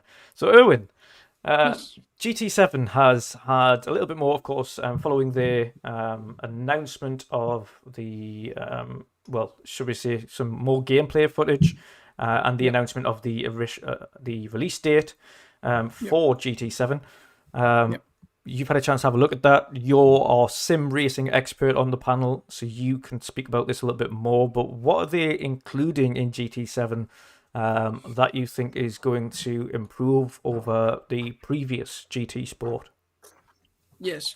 Well, I think what's great that they implemented, because it was first static, was the weather and also the time of day. So you had tracks like it was raining all the time, not a little bit slowly or not a really a lot of rain. So it was always static. The same with the time of day, right? So it was early morning or lunchtime, let's say, and in the evening when the sun is setting and etc. What you see now is really a 24-hour time of day difference. And also the weather is changing all the time. And they are really going into a lot of detail when it's raining and also how the humidity is on certain tracks. So what you also see is you are getting a dry race line and a wet race line. So you need to change your tires depending on how wet the track is. So if it's a little bit dry, you race with the intermediate tire. And when it's fully wet, you will go for wet tires. So there's a lot of strategic things going on as well. What is disappointing is, although the features are great, it's not on every track yet. So they probably will update over time to all the tracks. Am I disappointed by that? Yes. Do I think that they should have released it directly from the get-go with the current tracks? Yes. Is it cool that they add it? Yes, also, because I think it adds a lot more to the racing itself. So I think those are big additions. They have also announced that they have 2 tracks, 2 formal or 2 old tracks from GT6 and GT5, etc. So they added 2 tracks. So that is really nice. It looks very nice. The graphics, I think, is not a really big overhaul. I think it looks absolutely fabulous, like GT Sport already did. Like I mentioned, I played it 3 times now in a week time, and every time I'm super impressed how realistic it looks because of the color palette in Gran Turismo is looking very realistic. The HDR from the tail lights and the headlights are super impressive. So graphically it will not be a super upgrade, but it will look even better than it already does, and it looks already nice. Plus, they had 2 really big sim racers. So Igor Fraga, that was one of the number 1, and also Mikael Hizal, that's a German guy, who helped develop the game also on the physics. So with the game on the wheel, will be even better than it already is, and it is really, really good. It's just pick up a play, and even my little sons play the game and directly can drive. And I think that's always how natural a car should feel or a racing game should feel. And when I try to drive them in Forza Motorsport, it's a mess because the force feedback on that game is garbage. Yeah. So GT7, I think, has a lot going on, and of course there are some small picture of an overview of a track that looks like low textures and etc. I think that's bullshit because the rest of the game looks very nice, very impressive, and it's going back to more to the regular Gran Turismo that we used to. GT Sport did something else. They really focused on esport and being really good in that. They had really a big focus on that. And when they released it and when they did it, it's still to this day, 4 or 5 years later, it's still a big success. They went to the Olympics with that game. So what they did a lot of good things with it. But it's nice to have a single player which you can upgrade. You can tune your cars. You can change rims. You can have body kits, super detailed. So I'm really looking forward to it because it's just an upgrade to GT Sport. It's more of a complete game. So yeah, no, I am excited. I tried to order the 25th anniversary edition Steelbook, which wasn't available in the Netherlands, and I saw on the WhatsApp that you ordered it. So thanks a lot, Drew. That's super kind of you. Yeah, and I'm hoping for a limited edition PS5, to be fair. So I'm holding out on a PS5 for sure because there's no reason for me to get one anyway now. I still have the Pro, happy with that. But when a limited edition of the PS5 releases with even with a GT logo on it, I need to have it. That's for sure. But my hope is still that they will release it on PC. If GT releases on PC, then I will go full PC. So I won't. Yeah, maybe I will play Xbox only with you guys. So I will buy maybe a Series S and then move to PC completely and play Forza Motorsport, Assetto Corsa, Gran Turismo, all those games on PC. But if not, then I will just get a PS5 and keep my Series X to play Forza. Yeah. Sweet. And of course, the consistent updates to Forza Horizon 5, showing off a little bit more of the audio, like the ambient audio, showed off a little bit more of the customization and things like that. So, I mean, Forza Horizon 5, of course, is probably one of the panels as a whole most anticipated games for the remainder of this year, if not the most anticipated game. It's looking absolutely outstanding, like next level in terms of visuals, especially the fact that it's on the older engine as well. It's not on the new engine. But the updates to that, Erwin, obviously from what you've seen so far, how good is that looking for you? Yeah, it's looking really good. I see there is some how do you say, discussion now on Twitter because some people posted pictures that it didn't look as good as a couple of weeks ago. I don't know if it's low-res pictures that somebody added, but it seems that the new pictures seems to missing a little bit of detail in the landscape. So I won't take it that serious because when we see on the last live stream, it still looks very good in gameplay and etc. So people are nitpicking, just like they did on Gran Turismo, right? With one picture that showed like a PS3 game. Yeah. So that always have that shit, right? Or Puddlegate on Spider-Man. You always have that shit. So Forza Horizon is now the one that is getting the target on the back. But no, I think what they really do good with the Forza monthlies and the Forza Let's Go is that they build up a kind of hype, right? So every time they take a gameplay part or a game mode part to show off the game, and when they show it off, every time it's super impressive. Like you mentioned, it's got the ray traced sounds, right? That's also very nice. Now we saw the painting booth, which is super huge in Forza. As a complete series. So in Motorsport and in Horizon, the Forza painting, let's say, community is huge. So they showed that. You saw now new body kits as well of the game where you can off-road. They even make additions to the force feedback of the game and the braking of the game when you're on a wheel. So that gives me also really high hopes that they implement that in Forza Motorsport, because we all know that they are kind of sharing code, right? Yeah. So they made upgrades to wheel gameplay. And when I saw on the stream that one dude was playing on the wheel, it already looked very natural. And then it makes me so excited because I'm going to play that game on the wheel. So I think Forza Horizon does a really good job in bringing and building the hype until it releases. And this will be a huge game. But yeah, we also had on the last Forza Monthly Chris Asaki on the game or on the stream, which was sharing his thoughts about the latest playtest that was being done on Forza Motorsport on the August 14th. The second playtest of Forza Motorsport has been done. And people got to play a small portion of the game. And so far, the responses from what Chris Asaki said, it's called Lounge Toy on Twitter. So please follow him if you're looking for Forza Motorsport news. But there seems to be a new multiplayer mode. And that multiplayer mode is really based on real life events. And what I mean by that is really you have a practice mode, you have qualification mode, and then really an endurance race. Next to all the other multiplayer races that they will have, which include also practice and quali. But what is so nice with endurance races, because they have working on a tire model with tire compounds that you can see more wear, and also with the fuel usage of different cars or how you drive also influences the race in endurance racing. So they're really going for a more realistic approach with Forza, it seems, which I really like. So they really divide the two. So Horizon is full of fun and crazy stuff and stuff like that. And Forza Motorsport is really about motorsport. And that really makes me super, super excited. And I cannot wait I'm even more excited for Motorsport than I am for Horizon, to be honest. Yeah. Oh, interesting. So that's pretty interesting. Like you said, that you can actually see the fuel and your tires and stuff. That also makes, I think, the racing more interesting and more competitive. Strategic. And also. So that's pretty cool to hear that they implementing this. Yeah. Yeah, and they announced that they have 3 tire compounds, right? So they have a soft tire, medium one, and a hard one.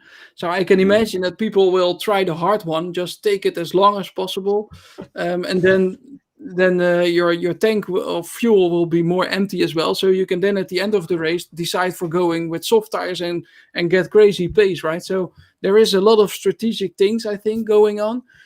Which is very nice. And they also announced that they have a corner system, so corner mastering system, they call it.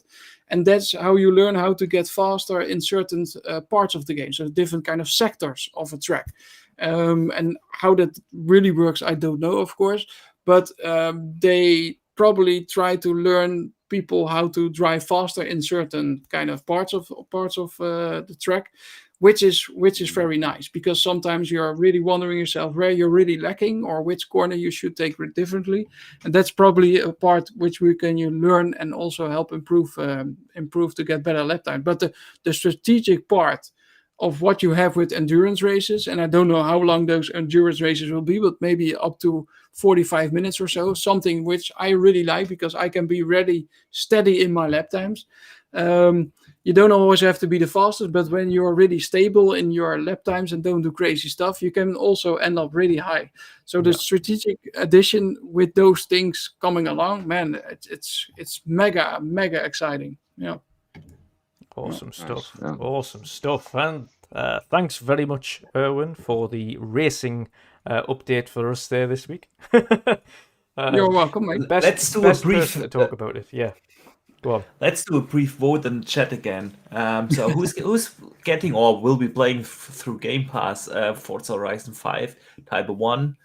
You don't pass on it. Type 2. Yeah. So who's playing? One for yes, you played Forza Horizon 5. 2 for no, you're not playing Forza Horizon 5. Last vote of this evening. it's a major one for everybody in here. Let's see how the chat goes. Well, and another one. Eh? So who's going to play Forza Motorsport or who's going to play Gran Turismo 7 next year? So a 1 for Motorsport and a 2 for Gran Turismo. Can you do both? Yes, of course. We can do 3. Yeah, I'm gonna go for Be a 3. 12 then. One for the first question, 3 for the second. 4. 4 for neither.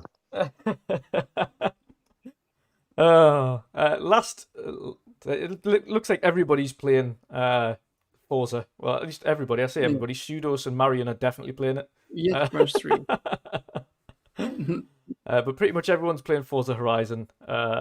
Yeah, looks like it. 3. So Jesper's going to play both of them, Motorsport and the other one as well. So that's good. But the vast majority are all playing, which is awesome. The last minor topic, and Boxenberger is going to be the best person to speak about this. But of course, this month we saw both the release of Psychonauts 2 and then only the other day, the release of Kena Bridge of Spirits. And both of them have released to a really, really great reception. And really bringing back the love for platformers, or just these really exciting kind of adventure games that we've used to know years ago, and they kind of fell by the wayside in terms of how good they had been over recent years. Psychonauts 2, of course, released to pretty much critical acclaim, a must play, and my game of the year so far. But Archie, you've also had a chance over the last day or so to play on Kena Bridge of Spirits. What are your thoughts on that so far? So first of all, it's not a platformer. Think of Kena as kind of a mix in between Zelda and Tomb Raider. Okay. That's kind of what they are going for. There are certain moments in the game where, of course, you have to jump from one platform to another, but it's definitely not a platform. You also have to do that in Tomb Raider. But Kena is actually quite an awesome game. It is beautiful. It's drop dead gorgeous. It's like a playable Pixar movie. Yeah. The sound design is really well done for such a small studio.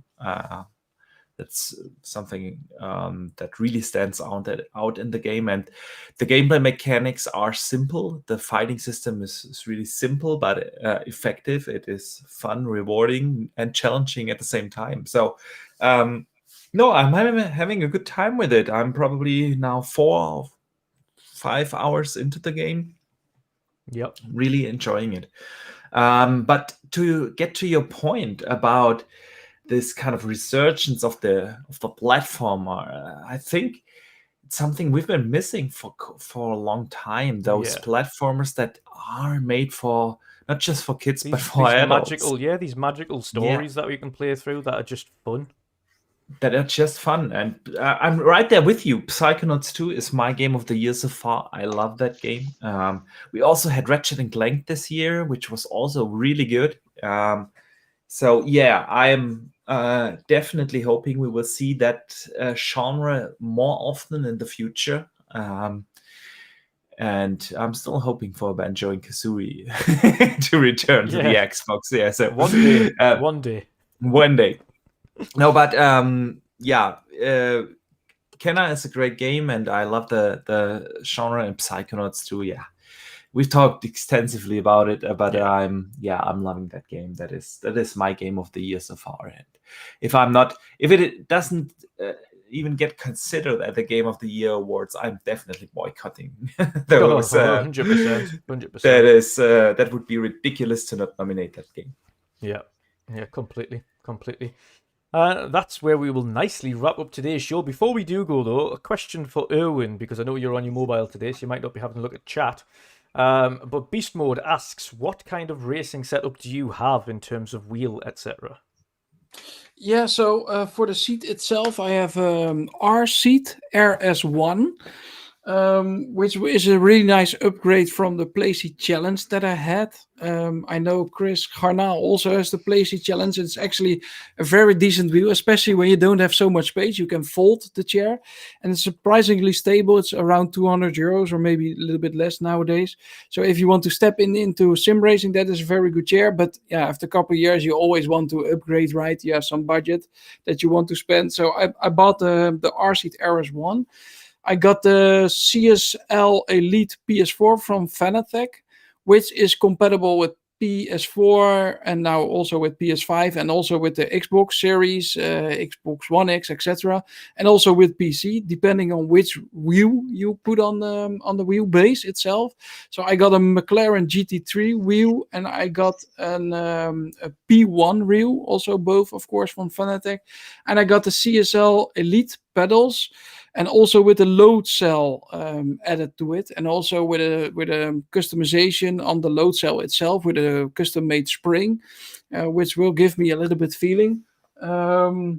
And yeah, that is more or less it. And I'm looking into getting the direct drive wheel from Fanatec. They released the new direct drive line, which is also very acceptable in price. It's with the 8 Newton meters of how do you say it, power addition, so you get more wheel force. The power pack, yes, more torque, from 5 to 8 Newton meters of torque. Which will set you back €500, I believe. But direct drive is top of the line, so you don't have any belt or whatever. It's directly, so you feel the force super directly. So that will be probably the next upgrade. But I will wait for a PS4 or a PS5 version, which is then compatible with Xbox as well. And again, if the game releases on PC, it doesn't bother me. I will get the current direct drive view from Fanatec. Doesn't mean Fanatec is the all where you need to go to if you want to step into sim racing. The Logitech 920 G920 is very good, or the Trustmaster TX, for example, just to get in sim racing, see if you like it. Don't go full gas immediately. Try first if you like it, and then upgrade slowly. But if you have a big budget and you just don't give a shit, then you can go Fanatec directly. Yeah. Awesome stuff. Awesome stuff. Thank you very much, everybody in chat. It's been absolutely awesome. You've been really great tonight. It's actually been fun. I think we'll do that more often when we speak about games. Is put some votes down to the chat, because that's been really cool to see everybody kind of getting involved in that as well. So I think we'll do that a little bit more often going forwards. Been absolutely awesome. Hats off to everybody for showing up. Please make sure to drop a like on your way out. And share it out as well if you enjoyed this. And if you don't already, please do subscribe. It means everything to kind of get that support from yourselves. And of course, the support we've had so far has been amazing.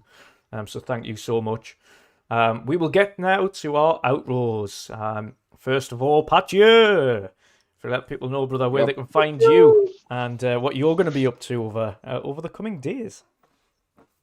Well, guys, you can find me on Twitter, of course. The name says it right here. Only need the underscore. You guys can find me on Twitch, of course.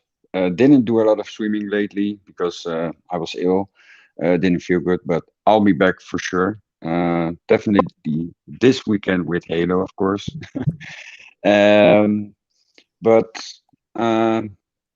what I'm gonna do is try to play some games. I'm also learning at the moment for my test for my car. So next week I have my exam again. So fingers crossed, guys, that I'm gonna make it. So yeah, learning stuff, work, a little bit of gaming. So, but I cannot wait to see you guys online, play some games with you guys, especially with Archie, because man, we know each other more than a year now, and we never played it with a. True that. Yeah, we have to. Yeah, so we have to play for sure. And also, yeah, big shout out to the chat today. You guys have been awesome, and yeah, keep up keep up the great work, guys. Dutch also amazing what you're doing, and yeah, can't wait to play some games, guys. Sweet. Next up, Archie Boxenberger. Let people know, brother, what you've got coming up and where they can find you. Yeah, people can find me basically everywhere on the Boxenberger. YouTube, Twitter, Xbox, PlayStation, it's everywhere Boxenberger. And yeah, what do I have coming up? I have a video scheduled. I'm just waiting for a couple of news to drop tomorrow, I hope. And then I'll have a video up on Friday. If work allows it, otherwise I will be releasing it probably over the weekend. Yeah, then of course I'm looking forward to Halo. I'm looking forward to Diablo. I'll be getting it, and yeah, probably say goodbye to my life. Then. And yeah, that's basically my gaming plans. I'm also looking forward to play Halo with a pet. Absolutely, that's long overdue that we play some games together, brother. And yeah, otherwise I'll be on Boom's Xbox Sector podcast tomorrow. And yeah, that's basically it from my side. Sweet. Shomberlon, brother, if you let people know where they can find you, and of course, I think we'll know what you're going to be playing this weekend, but if you let people know where they can find you and what you're going to be up to. Is he there, or has he disappeared for a moment? We'll go to Erwin first. His mic is off. He's muted. Oh, I'm here. Oh, there you go. I've got to switch my thingy on. Yeah, you can find me on Twitter and Xbox under Shomberlon. I'm not eating any cookies. I've been good. And they are some bang tidy cookies, are they not? Did you have stroopwafel? Stroopwafel, whatever. No, I'm saving them for not a special occasion, but when I want something really nice. That's not something you just kind of go, oh, I'm feeling a little bit peckish. Let's have a waffle. It's just like I want something nice with my brew. Yes, warm them up. Please do so. They're so lovely when they're warm. Yeah. So if anybody's wondering what this is all about, basically I get biscuit boxes once a month and they come from different countries. This month it's from the Netherlands. So and I took pictures and and Erwin was like, "Are you in the Netherlands?" It's like, no, I'm not. I just get the taste of the Netherlands where I am. But yeah, you can find me on Xbox and Twitter. Yeah, I'll probably be playing not a huge amount because I won't have that much time, but I'll definitely be getting in on the Halo. I will probably finish the Artful Escape because I think it is worth playing through. It's just getting past the angstiness, but I like the story. I like the story from what I've seen so far, finding out about who the first guy you come across is and what his connections is to everything. So I'll probably finish that because I don't think it's going to be a long game. Yeah. And I'll probably be still doing the season pass for Cursed. Yeah. There's only I 6 more days of playing, and then I would have maxed out the season pass. So sweet. Just and then you can give yourself a break from it for a moment.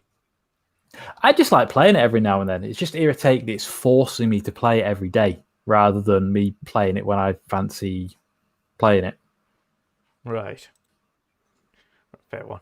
That makes sense. Just dropping in for a little bit and then dropping back out again. Yeah. But the good thing is like, if I haven't got much time, they are only really around about 20 minutes per game, maybe a little less. So it is easy just to quickly play a game or two and then log off again. Yeah. Sweet. Last but not least, Pony Erwin. Let people know where to find you, brother, and what you're going to be up to over the next couple of days.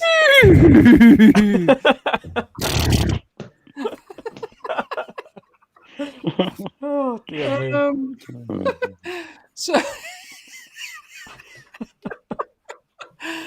So yeah, you guys know, but the rest of the people not. So little explanation why I'm not uploading any videos anymore, because my one of my sons busted my laptop, so my screen is completely fucked up. So I won't be uploading videos anytime soon, which is a shame. Probably will be start streaming again, but then only on Twitch, or when I'm on my PS4, I can stream to YouTube. So probably will do that.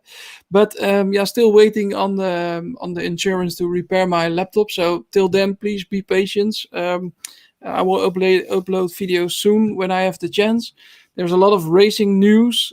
So if you haven't subscribed, please do so. It's called Racing from Home. On YouTube, people can find me on Twitter for Forza Erwin, so without the Pony GT.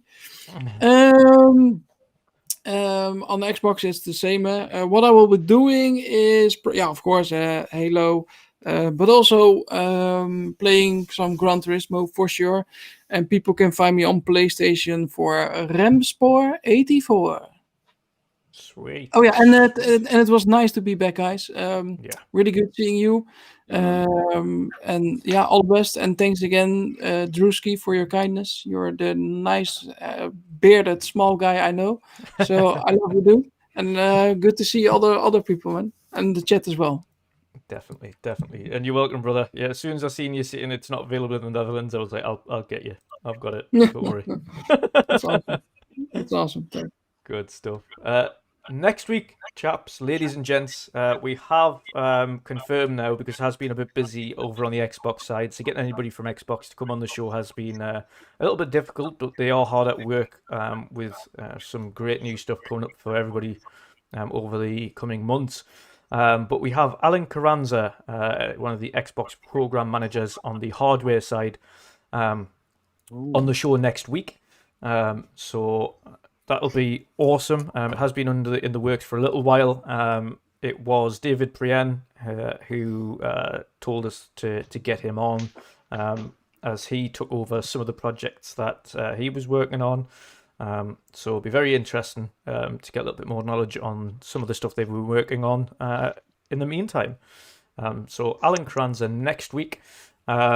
That will be on a Thursday, actually, just to give everybody a heads up now. It works better for himself because he is in PST, which is kind of morning time for them. I think to him it will be 11 o'clock in the morning, so on a Wednesday that's quite early. Doesn't quite work well for him. So it'll be on a Thursday, same time though, 7 p.m. BST, 8 in Europe. That's 2 p.m. in Eastern Central, and 11 a.m. Pacific. So join us then. Until then, however, we have a game code to give away courtesy of Xbox Mick, and I'm going to drop this one in the chat. This is for a game called Skatebird, which came out a little while ago. It is on Gamepass currently, but it is fastest fingers first. So I'm going to drop this into the chat now. First person to redeem it gets a copy of Skatebird. So enjoy. Thank you. That's a little thank you from all of us and from Xbox Mick, just for joining us this evening, and of course being supporters of the channel.